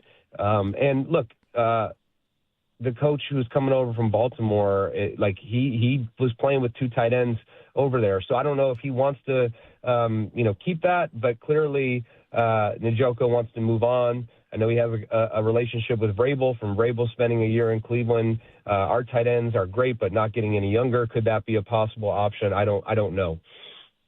Brian Hoyer with us right now. I'm curious. We got in a discussion after the Super Bowl. Like, the defense, to me, that was pretty much the theme of not only the playoffs with these dominant defenses, but I think even the regular season. Like, offensive lines can't block these defensive lines right now in the league, which made me feel, in an odd way, after 2 rough seasons, in a way it makes me feel better about the Browns situation, knowing that they've already got that side covered. And had these guys have been in a playoff game, I feel like our defensive line would have looked like these defensive lines. But how far, Brian, do you think the Browns are away? Well, you're right. I mean, and I think it's going to hurt a lot that Schwartz. I know he is cleaned out his locker. He's going to take a year off, whatever it may be. How that works out, I don't know. I think that's a huge loss. Their defense was a top 10 defense all year long. I mean, I watched them here play against the Patriots. And obviously when you have the defensive player of the year and the rookie of the year on defense on the same side, plus a lot of other good players, it's a great place to start. So, if you're the Browns, you got to start trying to take a page out of Seattle's book, right? We don't need our quarterback to win the games, and you got to emphasize that to the guy. Now, when you need him to step up and it's a close game, he better be ready to do it. But look, I hate to say this because I'm a quarterback, but defense does win championships. It's just the reality of the game, because if you have a dominant defense, and we saw it out there. And look, the Patriots offense up until the postseason, now they faced the gauntlet. They faced 4 of the top 5 defenses in all their playoff games. But they were one of the top scoring offenses all year long. Drake May was a runner-up in an MVP race to Stafford. But when you go against these defenses and they are just coming after you, and ultimately if you can do it with 4 and play zone coverage behind it like Seattle does, and this is a copycat league, so you know who did that the year before? The Philadelphia Eagles, and they absolutely destroyed the Chiefs. So when you load up on talent on the front 4 and they can get to the quarterback quickly, and those guys in the back end can play zone.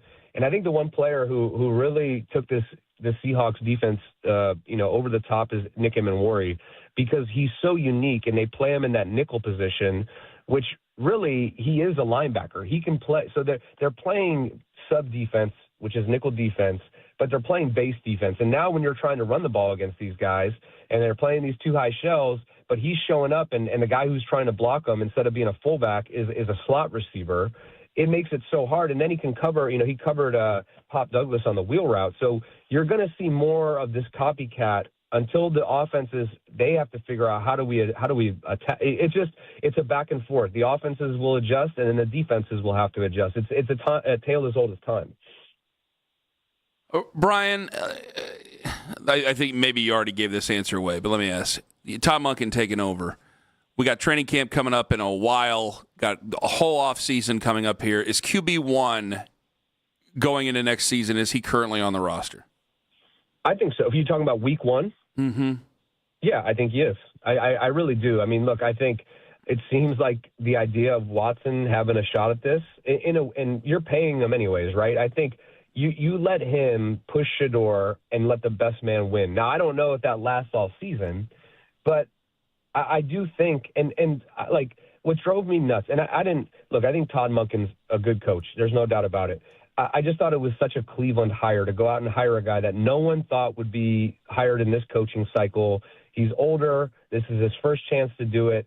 But I do like him for the fact that he can coach different types of quarterbacks. And like when Emmanuel Acho goes out there and says Shedeur shouldn't listen to him, like this is a guy who coached Lamar Jackson to be an MVP 2 years ago. So I thought that was baseless. I think he will be able to use their skill sets and be able to play offense to their advantage.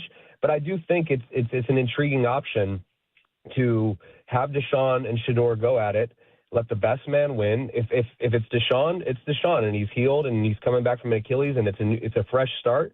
But if he pushes Shedeur to get better, then I think Shedeur's the starter. So I do think one of those guys will be the week 1 starter. You were involved in a quarterback competition. They called last year's weird 4 quarterback setup a competition. Yeah. Is there a way to actually have a fair quarterback competition where everything is even, or is there always going to be some bias at play? Yeah, I mean, look, I think I've been in multiple quarterback competitions, not only in Cleveland, but in Houston, and not just for the starting job, but for the backup job. There's going to always be, obviously, the media and the fans are going to pick a side. There's no doubt about that. But when it comes to inside the building, even times you could feel as it goes on, coaches start to lean one way, players start to lean one way. You just hope that what you're hoping for is someone absolutely separates themselves, because it makes it easy on everyone. If the 2 guys go out and it's head to head, in theory that's good, because you're saying you have 2 guys that are pushing each other and it's close, but the decision becomes harder and harder. So you would like to see, and ultimately if you're the Browns, who you want to win the competition is Shedeur Sanders. You want Shedeur to go in there and say, look, this guy used to be a great player in the league. He helped me a lot last year. He's a good player. I got to step my game up to the next level. And so, you hope that you don't go into the competition with those feelings of, like, I hope Shedeur wins, and now you make excuses for when he maybe has a bad play or whatever it is. But ultimately, you hope that the cream rises to the top, and you hope that Deshaun Watson is back healthy, playing good, and Shadour's sitting there saying, I gotta step my game up because I got to stay ahead of this guy. So I do think it's an intriguing option for these guys. I don't know, I don't know who you're going to go out and get.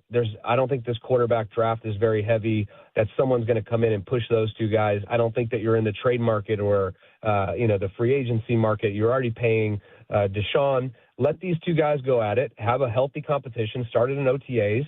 And I always have said this, I think you have to make a decision, by the end of the first preseason game, because the guys need to know what direction they're going in. They need to know who they're going to get behind. So I would let it play out and play that first preseason game and make a decision and go with it. Brian, you were outstanding as always. We really, truly thank you for your fun and your time, and we'll hopefully talk to you again soon, man. Yep. Always good to catch up with you guys. Have a good one. You as well. The great Brian Hoyer joining us on the Make It Right Call Kyle Wright hotline. QB1 on the roster. Surprised by that, considering what he was saying about the Super Bowl situation? Yeah, it is interesting, but he's of the mindset that a competition could actually bring out the best in maybe even Shador. 216-474-0092. I might have to admit something when we come back in 5 minutes. And 8:45, we have a host on this station who's got some splaining to do on the Fan. It's Anthony Lima.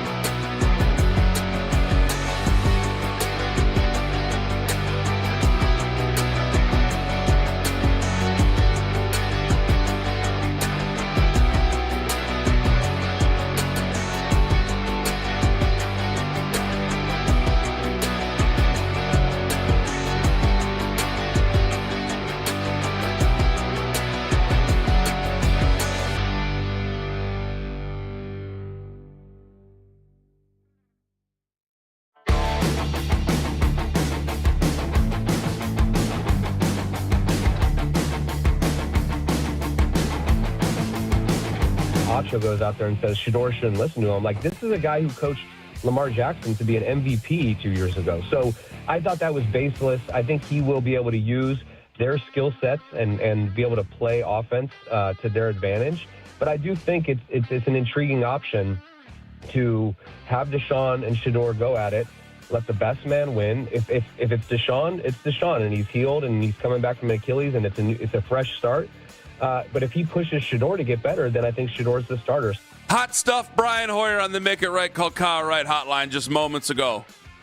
Very interesting conversation. I think he definitely disagreed with me on the Super Bowl thing. But he didn't disagree with you as stridently as I thought he would.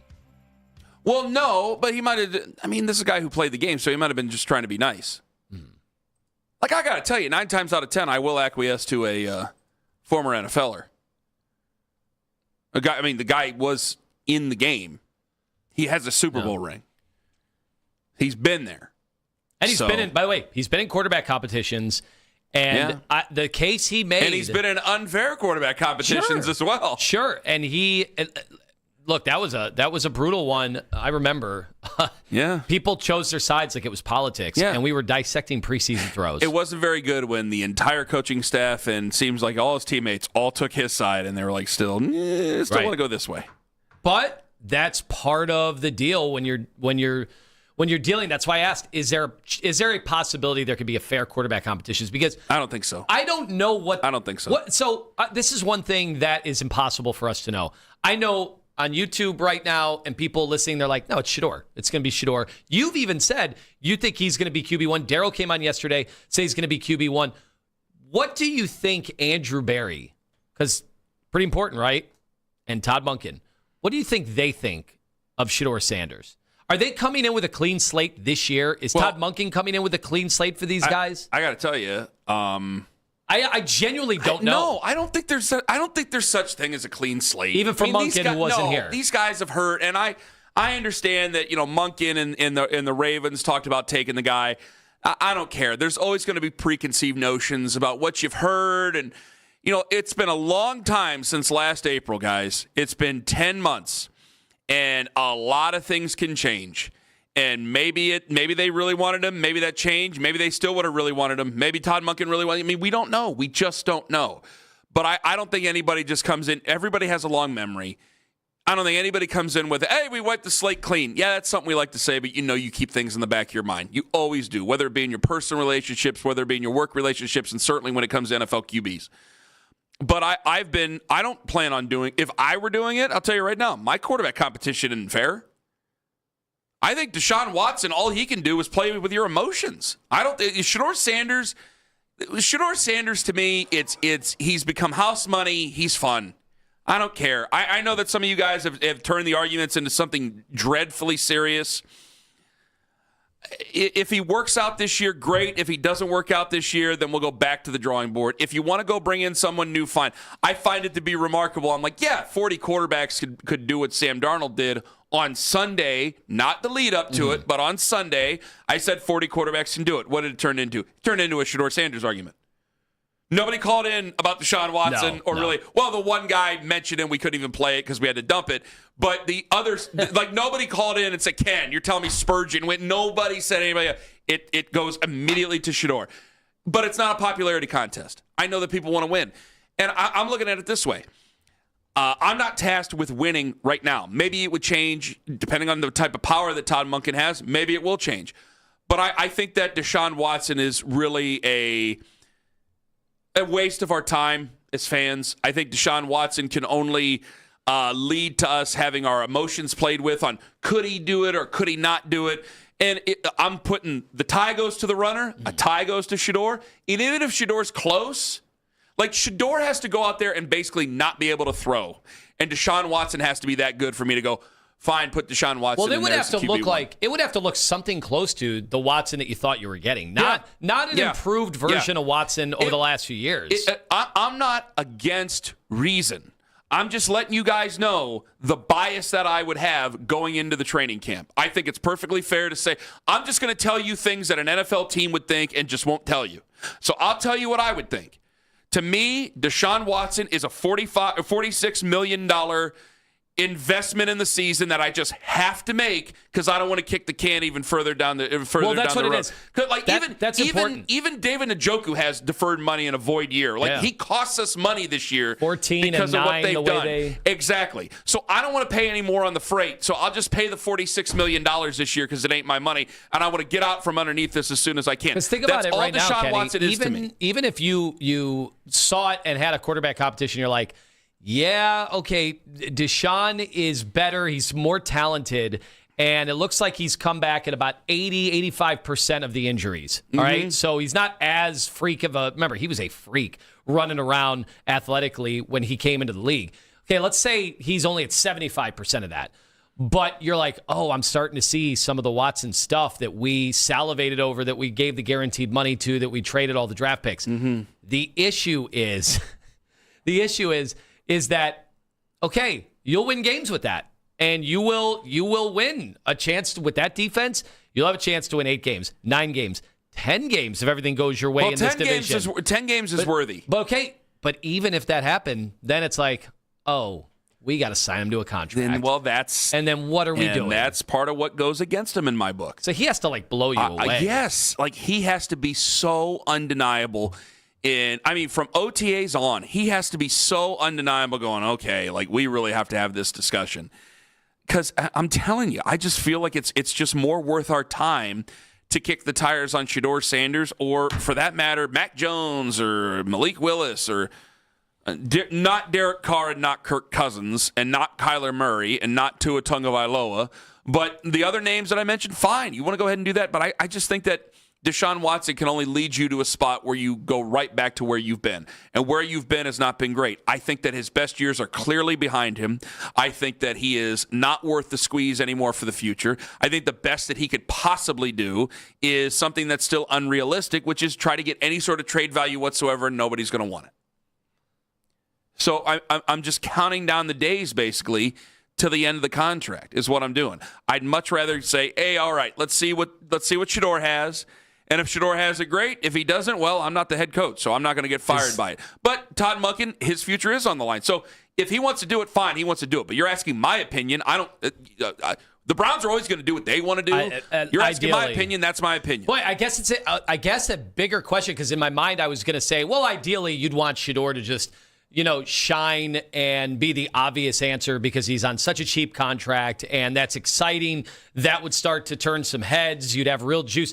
But then if the option was, what if Deshaun morphed back? It's probably not going to happen, and it's probably asinine to even bring up. If he did, I'd be willing to discuss it. But what if he morphed back into the guy that you originally traded for? If he did, I'd be willing to discuss it. I'm not going to deny. Because that's a higher level. We all agree with that, right? I promise you guys, if I go to camp this year and he's amazing, and everybody's saying he's amazing, my eyes are not going to deny it. All right? I think enough time has passed. I know that we had the situation right after the Cincinnati game. I think that he does not inspire fans whatsoever to come out and support him or anything like that. But I think that enough time has passed where you can put a guy out there and let's see whether or not he can help you win. But he's going to have to go out there and win, because every game that he starts and he does poorly is another game I go, well, you could have seen the second-year guy. Now, what Zach says is something I really don't want a part of, because he thinks that they're going to make a pick at quarterback here maybe day 2. Wow. Kind of just muddies the water. And I'm just thinking, man. Does it not, Kenny? Well, if they're making a pick at day 2, I imagine that Dylan Gabriel is no longer with this franchise. I know, but day 2 compared to, unless you think Shedeur is no longer with this franchise. When you say day 2, what round are we talking? The conversation. Well, day 2 is second and third round. Yeah, so that's second higher or third round. Think about it. That's higher draft capital than what you spent to get Shedeur. What does that mean for Shedeur?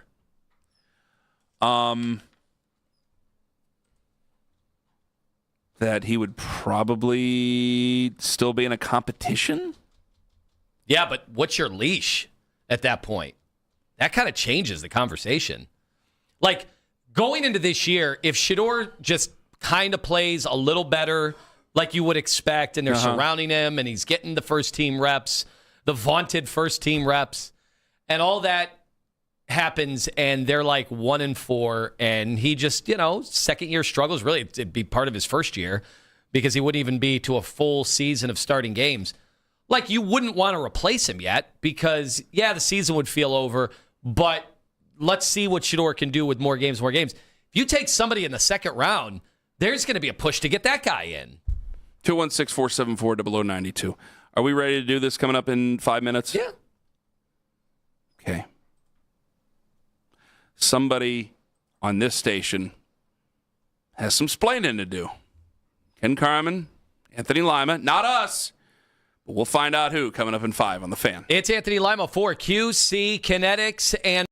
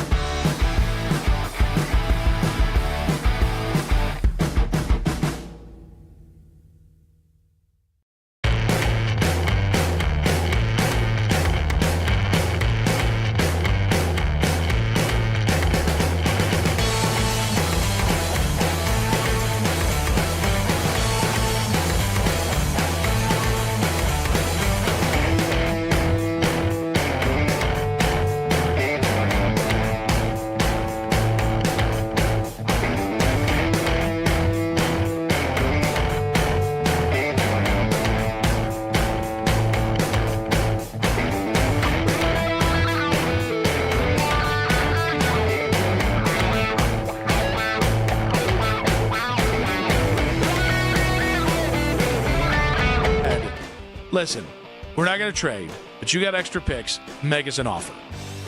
I would be willing to trade the 6th pick this year, and I'd be willing to trade next first to get Fernando Mendoza. And I don't love Fernando Mendoza. I'm not giving up 3 firsts, but what I give up, what I think, honestly, I think the Browns and Jets first-round picks next year are about, for 2027, I think it's about as valuable as you can get. I would start the conversation. Sounds from the afternoon show yesterday. Was a great listen. I loved hearing them on Harden. I loved hearing them on the Browns and their situation when it comes to who QB1 is going to be when camp starts. Just had Brian Hoyer talk about that. He thought Shedeur was going to be QB1. So Nick sounds like now he is, I can't say all in on chasing Mendoza, which we have no idea what the Raiders truly think. It would seem like they are going to be taking him number 1 overall. Tom Brady seemed like he was there front and center during the national championship pursuit on the amazing year that Mendoza had. So I heard that, and I'm like, wow, kind of sounds like Nick has come around on Mendoza big time, that he's advocating for the Browns to trade real draft capital to go get him. Yeah. Kenny, is that what you heard? I mean, well, 2 first-round draft picks. Not going to give up 3, but 2 first-round draft picks is still a lot. So yes. Yeah. Which is interesting because next year, too, so that means like you'll find out during this year what people think of him, and you know there's going to be a lot of hype either way. Like, there's hype for him, and then there's going to be hype against him. So if he sucks, you're like, I cannot believe we gave up our first-round pick this year for this rookie bust. Or you could say it's worth every single penny, worth every single pick, would have done it a million times. It's a big investment there going into next year. So I like hearing hosts and fans be aggressive to try to team build, to do what you can to improve your chance, especially at the most important position in sports. I think we all agree. But I found it interesting because I remember what Nick was saying the day after the last football game that Fernando Mendoza had actually played, which was the national championship. Here is Nick on that same afternoon show the day after. I don't think Fernando Mendoza is going to be a franchise quarterback. But is he 6'5"? Is he athletic? Does he have a nice enough arm? He doesn't have a howitzer, but he's got a nice enough arm to survive in this kind of weather. Do I think that would instantly give you a window over the next 4 years to try and compete every single year? Yes, I do. See, this is the first I'm hearing this, so I have several questions. Do you want to try to answer them before I ask? Well, let me play it again. Okay. I don't think Fernando Mendoza is going to be a franchise quarterback. And then we can just stop. But he's willing to make that trade. So when did he say that statement? That was the day after the national championship game. Has Fernando Mendoza played in a bunch of games afterwards? No. Their schedule's over. They are done. The national championship is how they conclude. I think back in the day they used to do a college all-stars versus the NFL team. That was like in January the 50s. 19th, right? Was when that game was? January 19th. This was January 20th. Yeah, so they didn't have any more games. I checked the schedule. They did not play any more games. That's almost 3 full weeks afterwards. Then what changed in 3 weeks? I'm serious. Do I not know something? They didn't have any other games. No. That would be weird. There was no Blue Bonnet Bowl. What changed? they don't do that. So what changed in 3 weeks? Maybe he's thought more about it. Maybe he's talked to people. Maybe the draft gurus. Wouldn't you say it? Well, did he say that on the air beforehand that he's coming around and he's willing to do that? He did say on the 21st this. I'm not sitting here thinking that my estimation of the Browns next year would be entirely different if Fernando Mendoza was going to be the number 1 pick and the Browns had it. I think he's going to be a really nice quarterback in the NFL. I would be surprised if he was an out-and-out bust. I think more like Trevor Lawrence than maybe people are giving credit for. But I think he'll be a fine NFL quarterback. I'm not losing on purpose at the end of the season and adding more misery in what has already been a miserable last 2 years for the Browns so I can get a guy that might be Trevor Lawrence. All right. That don't make much sense. I do think there's obviously a legitimate question. Like, if this were, go back at different NFL drafts, where would Mendoza go? I heard Todd McShay saying there'd be a legitimate debate between him and Cam Ward who would go number 1. But obviously the year before with Drake May, Jaden Daniels, and Caleb Williams, Mendoza's probably going 4th, right? Bo Nix? Ooh, that's a good one. Because I Mendoza's back shoulder throw is more NFL ready than I think anything Bo Nix did. Bo Nix, better athlete. We have seen Mendoza get some big runs. Has been harder to bring down in the pocket than you would think, but I think that's a legitimate question. In this draft, he's clearly the number 1 quarterback and clearly going number 1 overall. What changed in 3 weeks is what I need to know. I can't get off this. It's been bothering you. Well, because with the quarter again, January 20th, the QB he describes, who's not a franchise quarterback, right? Yeah. Not a franchise QB. You're not giving up 2 first-round picks. You're not giving up first-round picks in consecutive seasons for that QB. You're not doing that. Okay? So that was January 20th. All right. So on January 20th, he was not a guy that was a franchise QB. Not franchise. That's the quote. Not franchise, right? Correct. Not franchise. And then 3 weeks later, we're giving up 2 first-round picks for him. But we won't give up 3. What happened?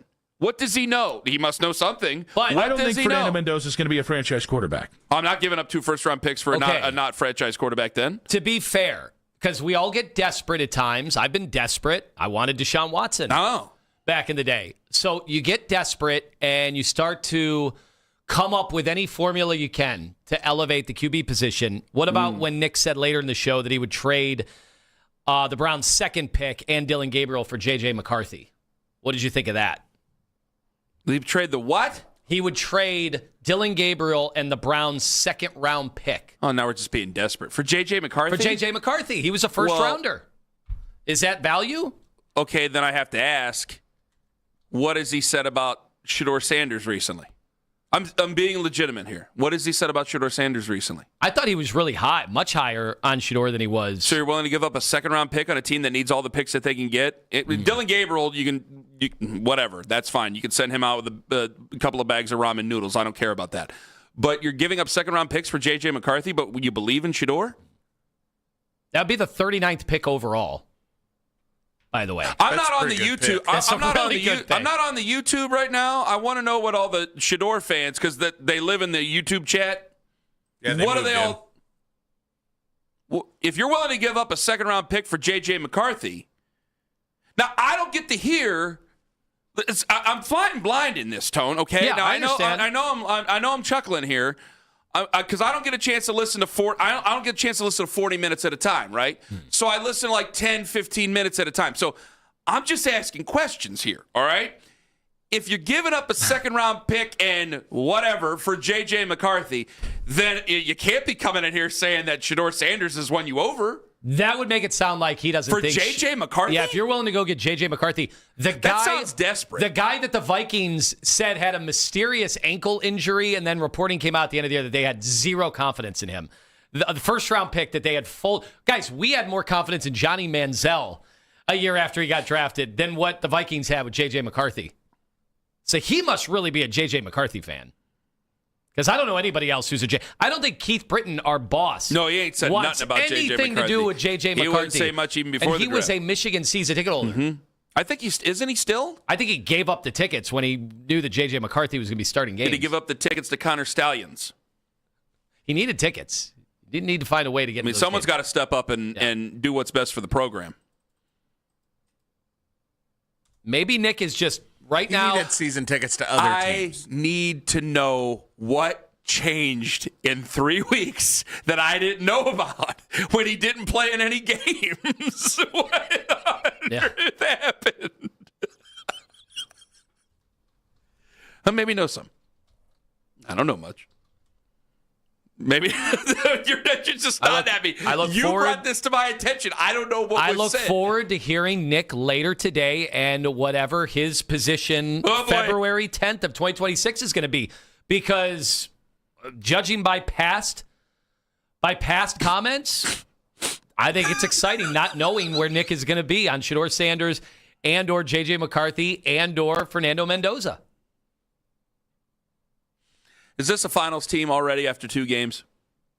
I feel like this is the highest I've felt about the Cavs all year, by far. You have to hear why Donovan Mitchell feels so much better now that James Harden is here, even after only 2 games.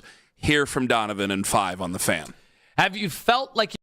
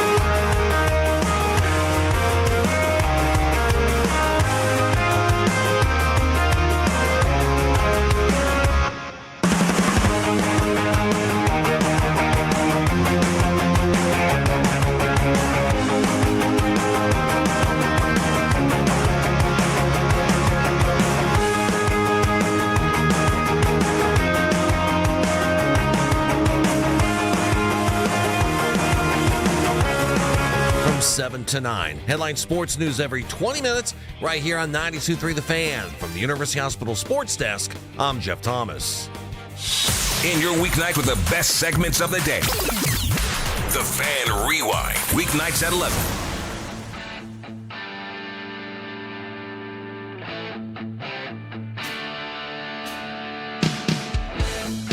I want to get to this Harden thing here in a moment. People are mad we won't flip the switch. They want to play the hits, Tone. Flip the damn switch. One more thing in a moment. Let me say this. Can I say something on Nick's behalf after the segment we just did? Yeah, go ahead. Even though he's not going to be in today and he can't speak for himself yet until tomorrow. Boy, he's going to hear that and he ain't going to be a happy camper. Even though we just have he's to be not going to be happy what he said about J.J. McCarthy?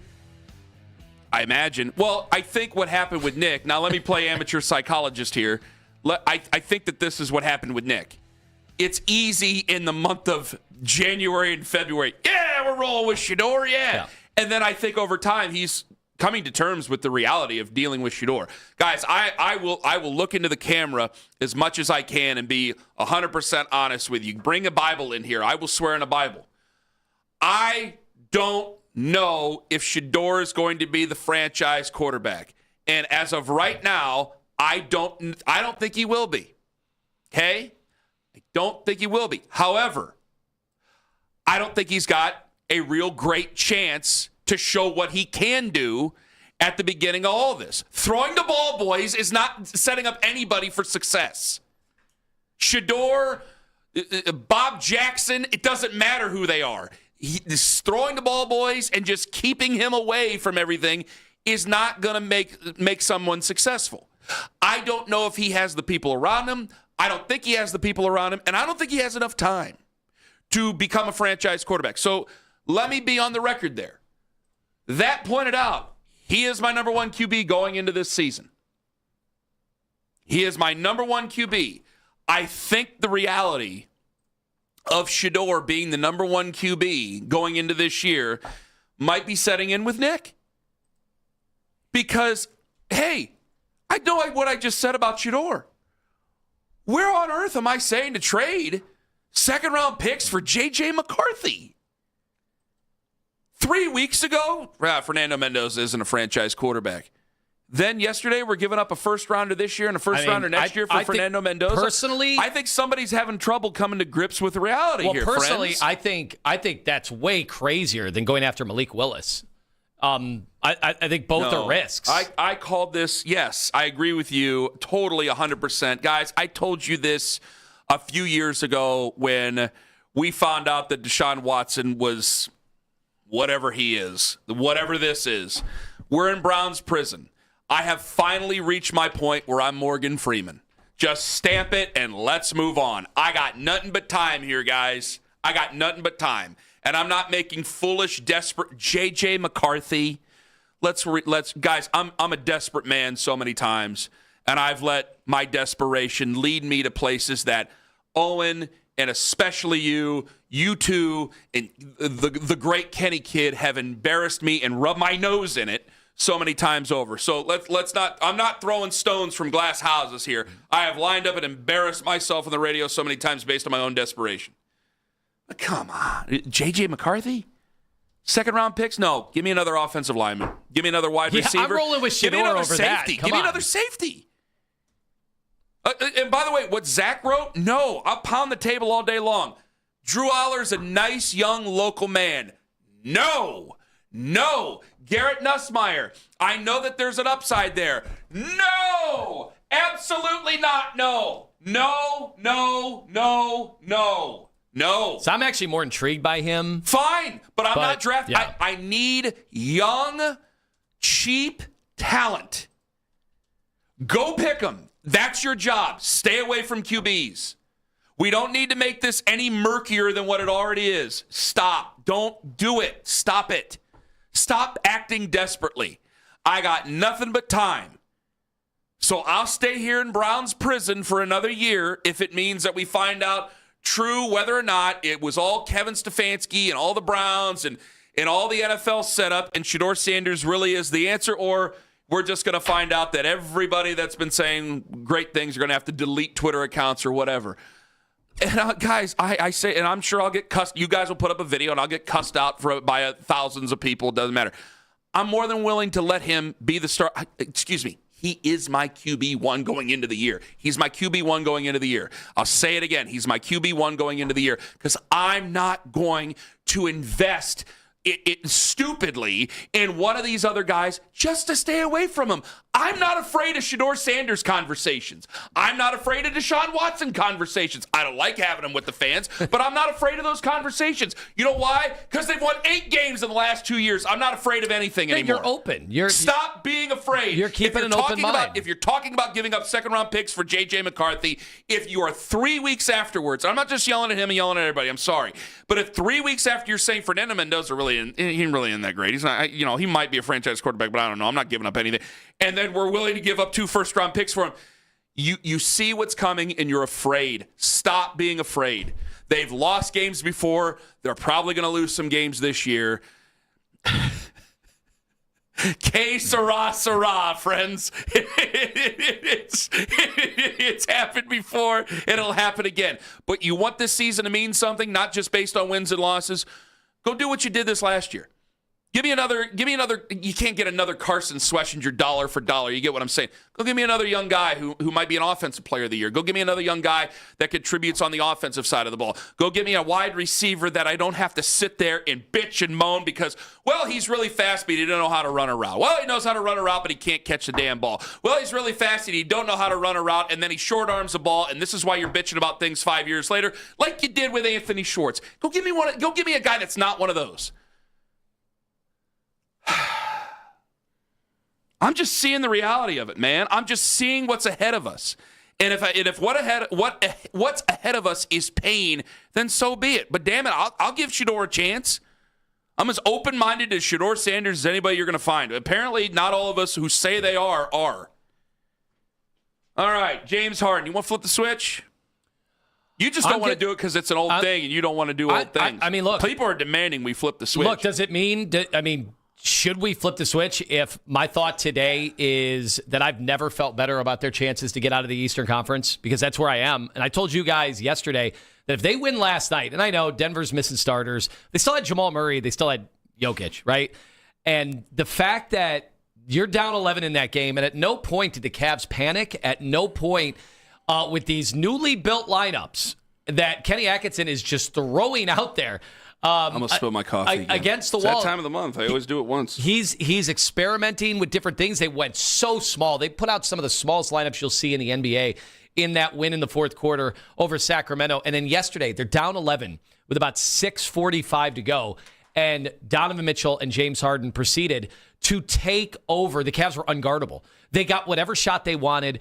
Jared Allen has looked like an all-NBA player. Some of that started before Harden arrived, but now, I mean, you can't deny that he is getting even better opportunities. He was already getting good opportunities from Darius Garland when they run the two-man game. Now it's like a whole new level. You don't even have Evan Mobley. And I think we worried so much about what are we going to do to access Evan Mobley to try to get him to be that unicorn and that scorer. And that was because we didn't have James Harden. Now we have James Harden. It's like, all right, Mobley, I hope that leap is coming. I don't need to see that now. Go catch lobs from one of the genius passers in recent NBA history and have your life made as easy as some of the guys that Harden's been able to play with over the last 17 years. Mm-hmm. This is really exciting. And you talked before the show about vacation plans, and we do this every year. Hey, are you stopping your vacation plans come, April, May, and deep into June? We actually have to figure something out. The wife and I, because of birthdays, we're 2 June birthdays. I said, we're going to have to wait. I told her this yesterday. She's mad. Are you allowed to say it's your wife's 40th birthday like you did earlier? You said it earlier. Or is that no longer faux pas? No, taboo? I think it's fine. Not right to do. What do you think? It's a biggie. Is that okay? I think it's okay if you're giving her a NBA championship. Well, yeah, but people are so much younger looking now. I don't think people mind being publicly 40. Yeah. Women mind being publicly 40 anymore. Like they did as long in as my you don't mother's. buy her a lordy, look who's 40 birthday card. I'll put on the mug, the koozies. So, I mean, Ricky Martin was how old? 56? Well, that guy's living La Vida Loca. Looking 30. Then they showed a picture of Kid Rock in comparison. Yeah. Same age. Coming in hot is at 9:45. I'm just saying, the same age. On Friday. Maybe you'd not argue. Today. Maybe you'd argue. Coming in hot is at 9:45 on Friday. Know. Coming in hot's at 9:45 on Friday. That's what it is. Not now. They both gave good performances, okay? We can just admit that. You destroyed me yesterday. You had a bunch of people sending me. I'm like, yeah, I checked out both of them. There's nothing wrong with checking out both of them. Come on. You guys tell me, no matter what side you're on, you're telling me you weren't curious? A little curious to see what was going on the other one? If you were like hard, like I'm watching the Kid Rock one, you didn't check out any of the highlights. Really? If you were like, I'm not watching Kid Rock. Guys, I like Kid Rock when I was 13 years old. I liked him when I was 13 years old.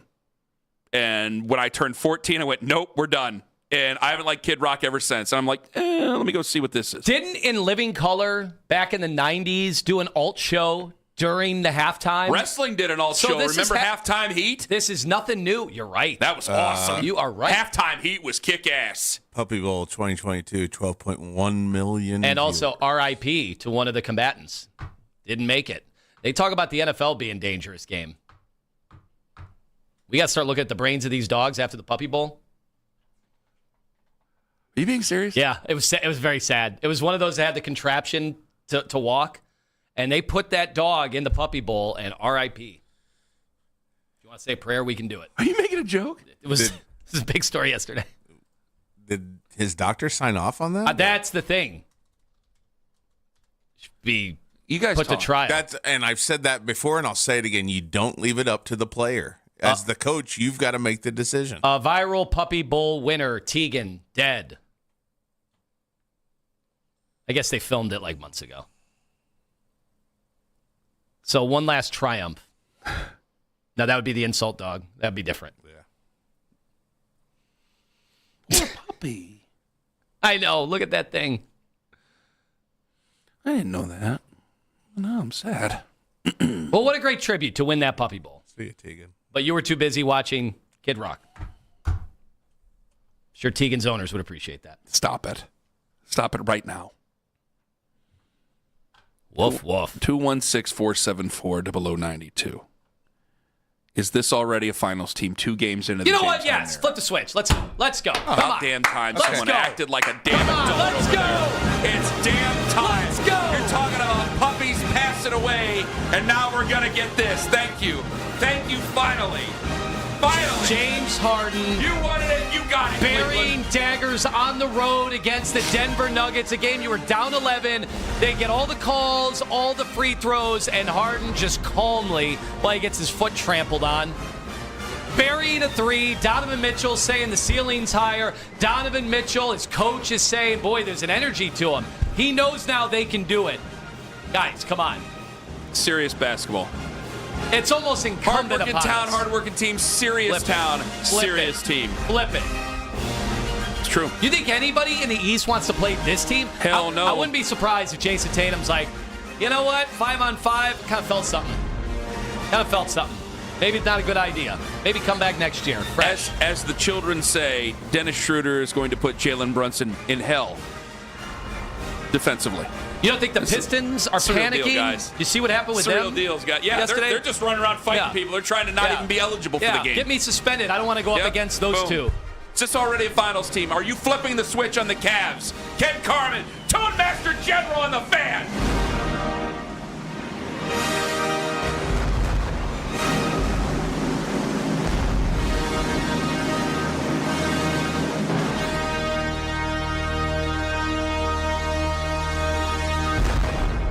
Hey guys, it's Jonathan for my friend.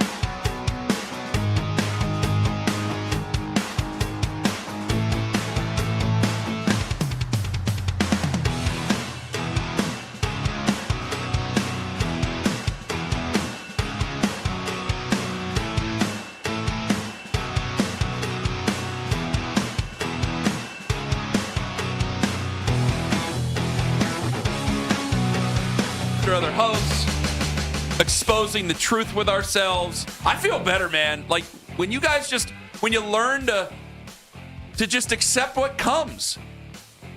Like again, I've said so many desperate things trying to save the Browns, and it's like, no.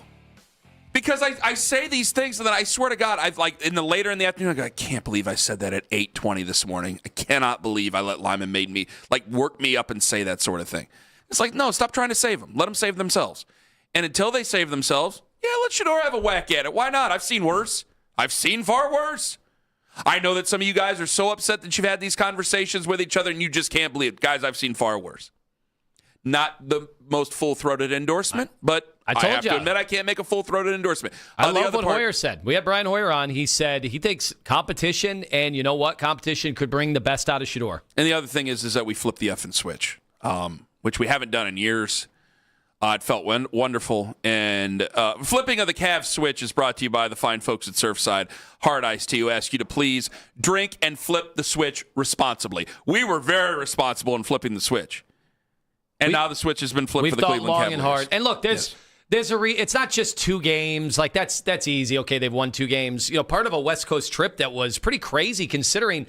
Think about how many players didn't know if they'd even be on the Cavs after that trip because there were Giannis rumors. And if Giannis was going to get traded, everybody is in play. Evan Mobley is in play. You bet your ass. Everybody's in play. Yep. Max Strus is in play. Jared Allen is in play.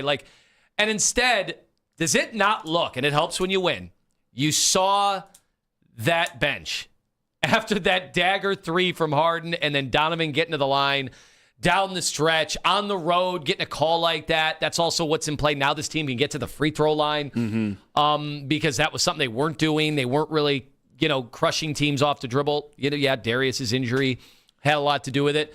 But this team believes. You could say maybe it's a false belief. Maybe they have no shot to win the championship, whatever. A lot of people said that after the afternoon show. Nick, I think he said that. He said, what do they say in the midday? What do they say at night? What did Jake Volnick say at night? Oh, I can tell you Jeff Helps was ecstatic. He thought this was... On the trade? Yeah, I thought... Really? He said, Anthony, this is a bona fide move, especially... I wouldn't think that Jeff would like the trade. Well, here's the thing about Harden. Because, and I've had people, responding to me and says, hey, it's nice to get excited about 2 wins, on your West Coast trip after you just went and got the new shiny toy. Who's, not necessarily new, but you get what he's saying. I said, that's fair. That's fair. We know about the documented history of James Harden in some of the biggest games that fans have seen. I will tell you, this evolved version of James Harden, I think people are noticing this. I looked up the usage rate. These are just 2 games, but even the usage rate of him with the Clippers, it's all come drastically down. Remember the heliocentric James Harden where Daryl Morey believed just get the ball in his hands, everybody get out of the way. He's either going to draw a foul or he's going to make a 3, or if he misses the 3, they'll get the offensive rebound.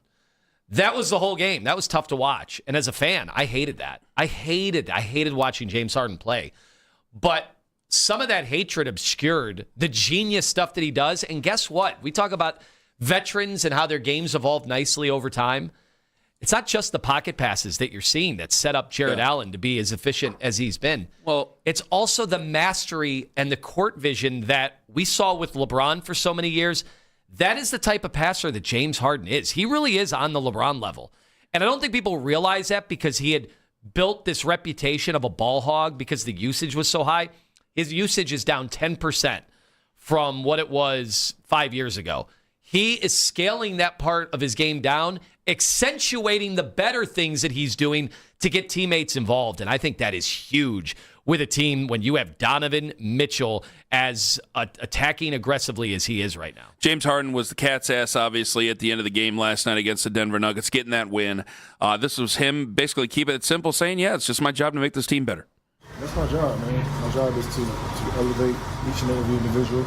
Whether it's players, whether it's coaches, that's what I've been doing my entire career. So, whether it's me going out there scoring 40 or impacting the game in other ways, I think we're more than good enough, without me scoring to win games. And, we start knocking down shots at a high level, it's going to be very, very, it's going to be different. Kenny Atkinson was asked about James Harden, and I thought that this was very poignant here, and we played this a couple of times this morning, but I can't let it go. I have to do it one more time just to really illustrate this.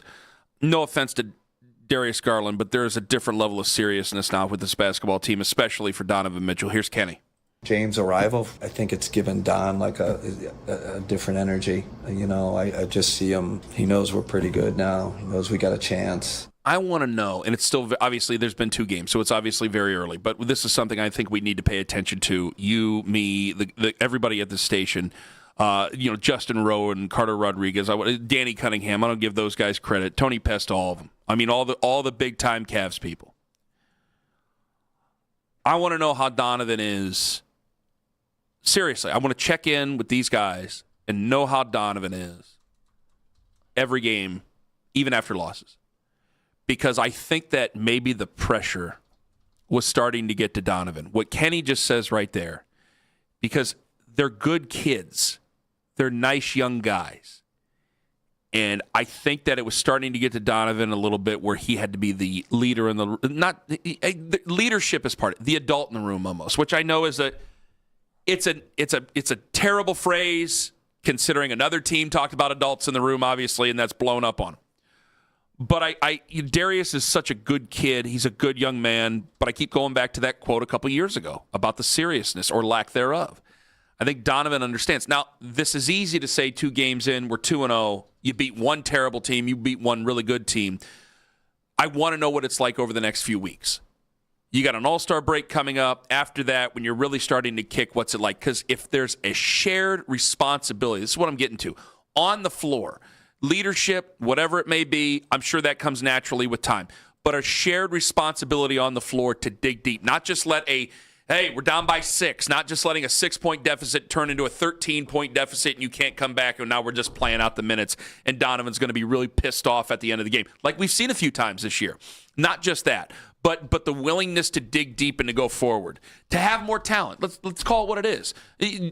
Darius is a good young player with hopefully a bright future. I wish no ill will towards him, but James Harden is a first ballot Hall of Famer for crying out loud here, so let's call it what it is, who's still in his prime, even at 36 years old. So there's the seriousness to it, and I think that because they're both serious about it, I think it kind of lets Donovan kind of let the air out from underneath his collar and go, okay, this is shared now.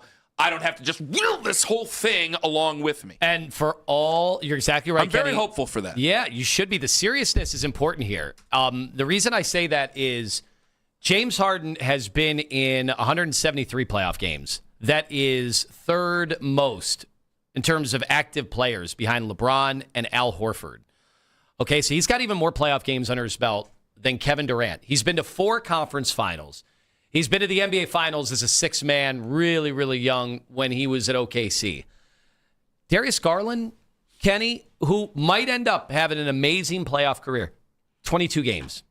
Okay, I just compared it, 173 to 22. Do you know how many 30-point games James Harden has in the playoffs? Out of how many? Let me take a guess at it. Yeah. What did you say? How many postseason games he had? 22 versus what? 173. He's played 173 postseason games? How many 30-point games has he had? I don't know, 30? 49. Holy potatoes. So, James Harden has had 49 30-point games. Darius Garland's played in 22 playoff games. Like, no offense to Darius, he has a whole career ahead of him.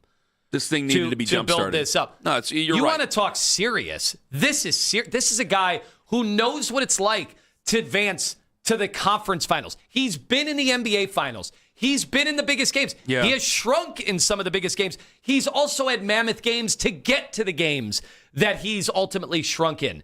And now you have this 2-headed monster, and we don't even know how Evan Mobley is going to fit into this. I tell you right now, it's like Jared Allen's fitting just fine into this. And oh, by the way, Jalen Tyson, who did not figure into your playoffs last year, he only had 12 minutes last year. That's a legitimate dog, right? I don't use that term very often for Cleveland athletes. Mm-hmm. That is one of them that I think he is going to be unafraid to go toe-to-toe.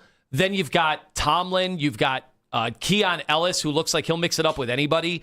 Like, you've transformed your roster towards a team that can actually make a playoff run now and be taken legitimately. Can I take a real quick right turn? We've made several jokes. Last night there was it escalated pretty quickly. There was actually a legitimate fight in the Hornets. Diabate and Pistons Duran game. got Yes. into it to begin with. And Isaiah Stewart comes flying. It basically did a WWE run-in from the back. Isaiah Stewart comes flying off the bench. And if anybody knows the NBA, I mean, they call him Beef Stew. I mean, the guy's ready to fight anybody, to the point where I made a joke. I'm like, well, I really don't want to say anything bad about him. He could end up in my driveway by tomorrow morning. Do we make too big a deal about because, like, if you end up playing the Pistons, you know that's going to be a big conversation. Yeah. And it's like, well, you really don't want guys flying off the bench because you don't want to get a bunch of guys suspended. Like, I think a lot of guys are looking at 3-4 game suspensions each. Yeah. Out of this, 100%. Yeah, which I was proud of the NBA for actually showing the fight on their 15-minute recap. Look how close the fans are all standing courtside. Yeah. So because the NBA has the courtside thing, even after the famous Malice in the Palace, that could have been so much worse last night. It only took spilling out into the fans for that to be another really, really hairy situation. If you have thank God, because if you have one of these situations where, I mean, if it's a grown man who looks like me and I get Jeff Van Gundy'd by accident, okay. I don't think anybody cares. Let's be honest. If it's a woman or a child, you know what we're doing the show on today. About courtside seats and all that other stuff. Yeah. Because let's call it what it is. I think it's still, I know that we look at them and we go, okay, these fights aren't the same as what they are in hockey. I don't think anything touches hockey because they really line up and they go after each other. But when it comes to the other fights, it's like, yeah, okay, sometimes there's some pushing and shoving. These are still 6'7" to 6'10" guys who are tremendous athletes. I think that'd be a terrifying ordeal. And I don't want Jalen Tyson. I make jokes. I don't want Jalen Tyson to just go in there and fight. It's just one of those things that you pay attention to because I like a guy who's a dog. Jalen Tyson's a dog. Jalen Tyson's such a dog that's made me want to draft his brother. Because of his brother. Owen and I talked about it. If his brother's got anything like he does, hell, I need all the dogs I can get on offense. 216-474-0092. No, but going back to it, in the seriousness of it, I think you're right. I think that I want to pay attention to the way that this offense operates and the way that this whole team operates. Because I think that James Harden, we're not going to mistake him for Gary Payton or one of the other guys out there defensively. But you saw a glimpse of how many playoff games? 173? 173. 173. You've seen some of them. And, yeah, I know there's been some offensive choke jobs. But you saw what happened last night. If you go back, and I know it was a late game. I'm serious. I know people are watching us on YouTube Live. Open up another window and go check out the NBA 15-minute. And go back and watch the last 2 minutes. James Harden knew that this was a big game and stepped up in the moment. And I think that Donovan has been frustrated because you've had these marquee games, even against Western Conference teams.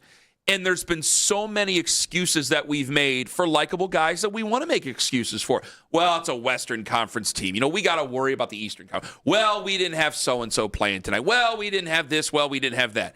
Donovan's not ready to make excuses for anything. You go back to the Dylan Brooks incident a couple of years ago.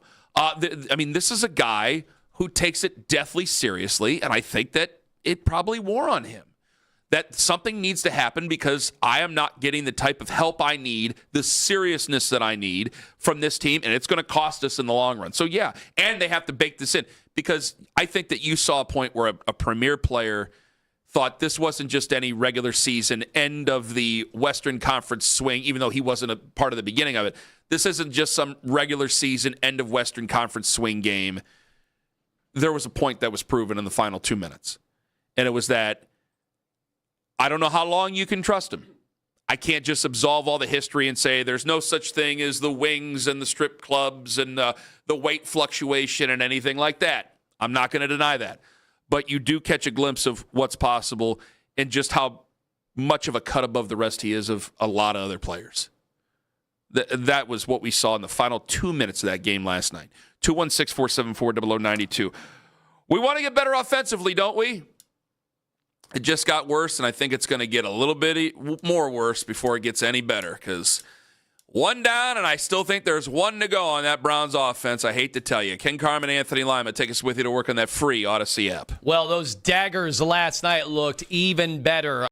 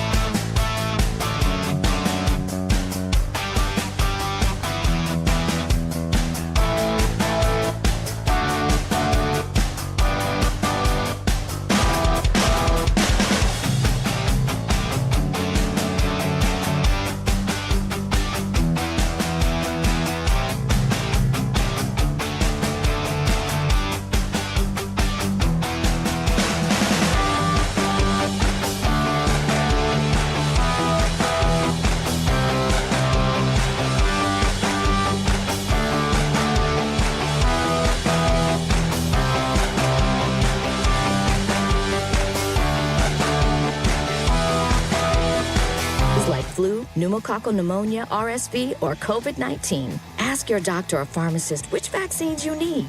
Book in minutes at vaxassist.com. Sponsored by Pfizer. Listen to 92.3 The Fan on the Odyssey, iHeartRadio, and TuneIn app.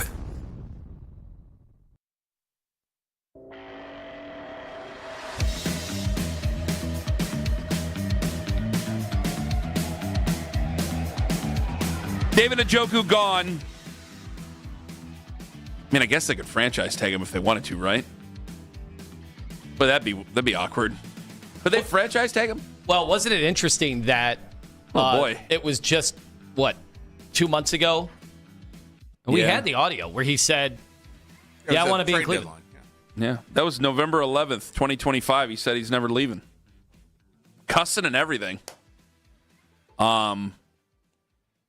Yeah, I think his, legacy has been brought up. What's his legacy? You've had a couple of the older Browns fans out there like, he's not touching Ozzie. Stop talking about Ozzie. I'm like, well, no, I don't think I'm not mentioning Ozzie. Now, I never really got to see Ozzie play. Everything I know about Ozzie is, again, in a different era, and I'm sure he was outstanding. And by the way, Ozzie played in really big games. David played in very few what you would call big games, if any, for this football team. Nothing against David. I think that David has been great with the fans. I think David is great with the kids who are fans. Lima and I have seen that firsthand. I wish him nothing but the best. I don't think he's ever been a problem. He's never been a problem for me. He's always been fun. There was one time I was forced to interview him right after a trade request, which was, I felt bad that it had to be done. And I could understand that he wasn't in the very best mood. But other than that, and it wasn't even, he tried to be as professional as he could. I have zero, professionally, personally, whatever. I wish David Njoku all the best. I think this is the beginning, though, and I don't want to turn it into some boilerplate statement of, well, the offense couldn't be any worse without you now. How much better could it really be with you? Like when you were there, when David was there, the offense was bad. I don't want to do the same thing with Wyatt Teller. I don't want to do the same thing with maybe a couple other guys. Because now it's like, well, you saw the first comment. I think was the first comment that I saw was Carly. And so it's like, well, now I like David. I love Wyatt. I don't want Wyatt to go. I think he still is a good guard, and I think he can still be a good guard for this football team. Yeah, a little more up and down the last few years, but still definitely. I think he's battled some injuries. Yes, 100%. Real injuries. And the stuff with Kevin got weird at the end of the year. There's no doubt. Well, you got a new coach now. It did. You got a new coach, and that stuff buried. But also, I want, and this is such a terrible example, is can you replace everybody in one fell swoop? No. Do you end up doing it? And guys, this is going to be a terrible example, but I got to use it. I'm sorry. Do you end up doing like a Jack Conklin thing where you go, well, you can't replace them all. Yeah. What's the market? What's the market for a guard? They like Zach Zinter enough to draft Zach Zinter. Zach Zinter, do you believe that he's stepping right in there? He was playing some center at the end of the year. And by the way, he acquitted himself okay, but I can't say that I'm just 100% trusting Zach Zinter now, even though I think that Andrew Barry is going to try to force it because it's his pick. Yeah, how many rookie? But he was unplayable at the beginning of the year. And let's try to be sensical here. And I like the Zach Zinter pick. I was a big fan of that pick. You can go back to the YouTube and see it all from way back in the day. How realistic is it? How many rookies can you really draft and start week 1 in September? Very few anymore. What did Houston do? Houston overhauled their offensive line. I'd have to go back and look just so I make sure I'm not shooting my mouth off, but I think it's harder than it's ever been with, the transferring. Guys used to be offensive linemen. They'd pick a school and they'd be there for 4 or 5 years, and they'd have the same offensive line coach that entire time, and they would develop. And if they were at a place like Wisconsin, Iowa, Ohio State, usually a Big Ten school, if they were at one of those places, they would develop into a really good offensive lineman. And now you got guys bouncing all over the place. Their strength and conditioning coaches are different every year. Their offensive line coach is different every year. You're having different levels of development by the time they come out for the draft. And so now you got as much of a mixed bag as you've ever had. Plus, let's not mention or let's not forget that the offenses are different, where now you got to go and guys really do have a problem with huddling. Because you start, huddling? Yes. Yeah, ask Owen. Owen knows this. They go in there, and it's like, you know that. I mean, the stuff when you go up to the line and you're looking off to the left. All right, no, now we're gonna can that one. We're looking off to the right again. Okay, here we go. Like they do. They're not used to it. Even with the communications and everything, they've made it so much easier to drown out the crowd noise. I mean, Axel, my son Axel Lima, like his team, we don't huddle. Owen, does your team huddle? Do you guys huddle? On offense. Oh, that'd be nice. We don't huddle. I don't know many teams that get the chance to do so. And that's a little kid football. And it's going to be that way their entire way up until they get to the NFL. The NFL still huddles because they really have to. But I don't know if anybody's going to change that. So you have a mixed bag with offensive line. I'm making a short story long, but because David Njoku is going to be gone on his way, it does make me think about the future of Wyatt Teller. And Jack Conklin, I think, brings up a lot of bad memories. I don't want him to be put with Wyatt Teller. I'm going to hold back on some things about the other guy. But when it comes to Wyatt, I think Wyatt would try to play through a lot of things that maybe some other guys wouldn't. I think that Wyatt has tried to be a really good football player for a long time and a good teammate for a long time. And I would love to see Wyatt Teller come back. That's a literal thing. Now, I don't know if it's going to happen. And if it doesn't happen, my offense is getting worse before it gets better.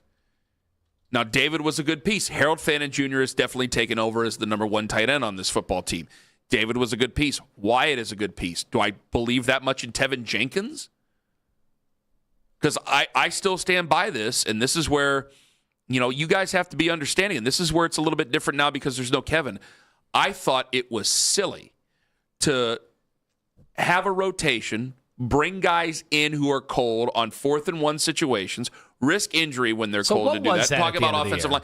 And then when you really think the quarterback is really that good, again, I stand firm, and I've been proven to be correct, that we've had big-name guests on this show who have tried to say, no, they rotate. I go, no, they don't. They didn't rotate offensive linemen in front of Mahomes or Lamar Jackson. Did that come from Andrew Berry in the front office?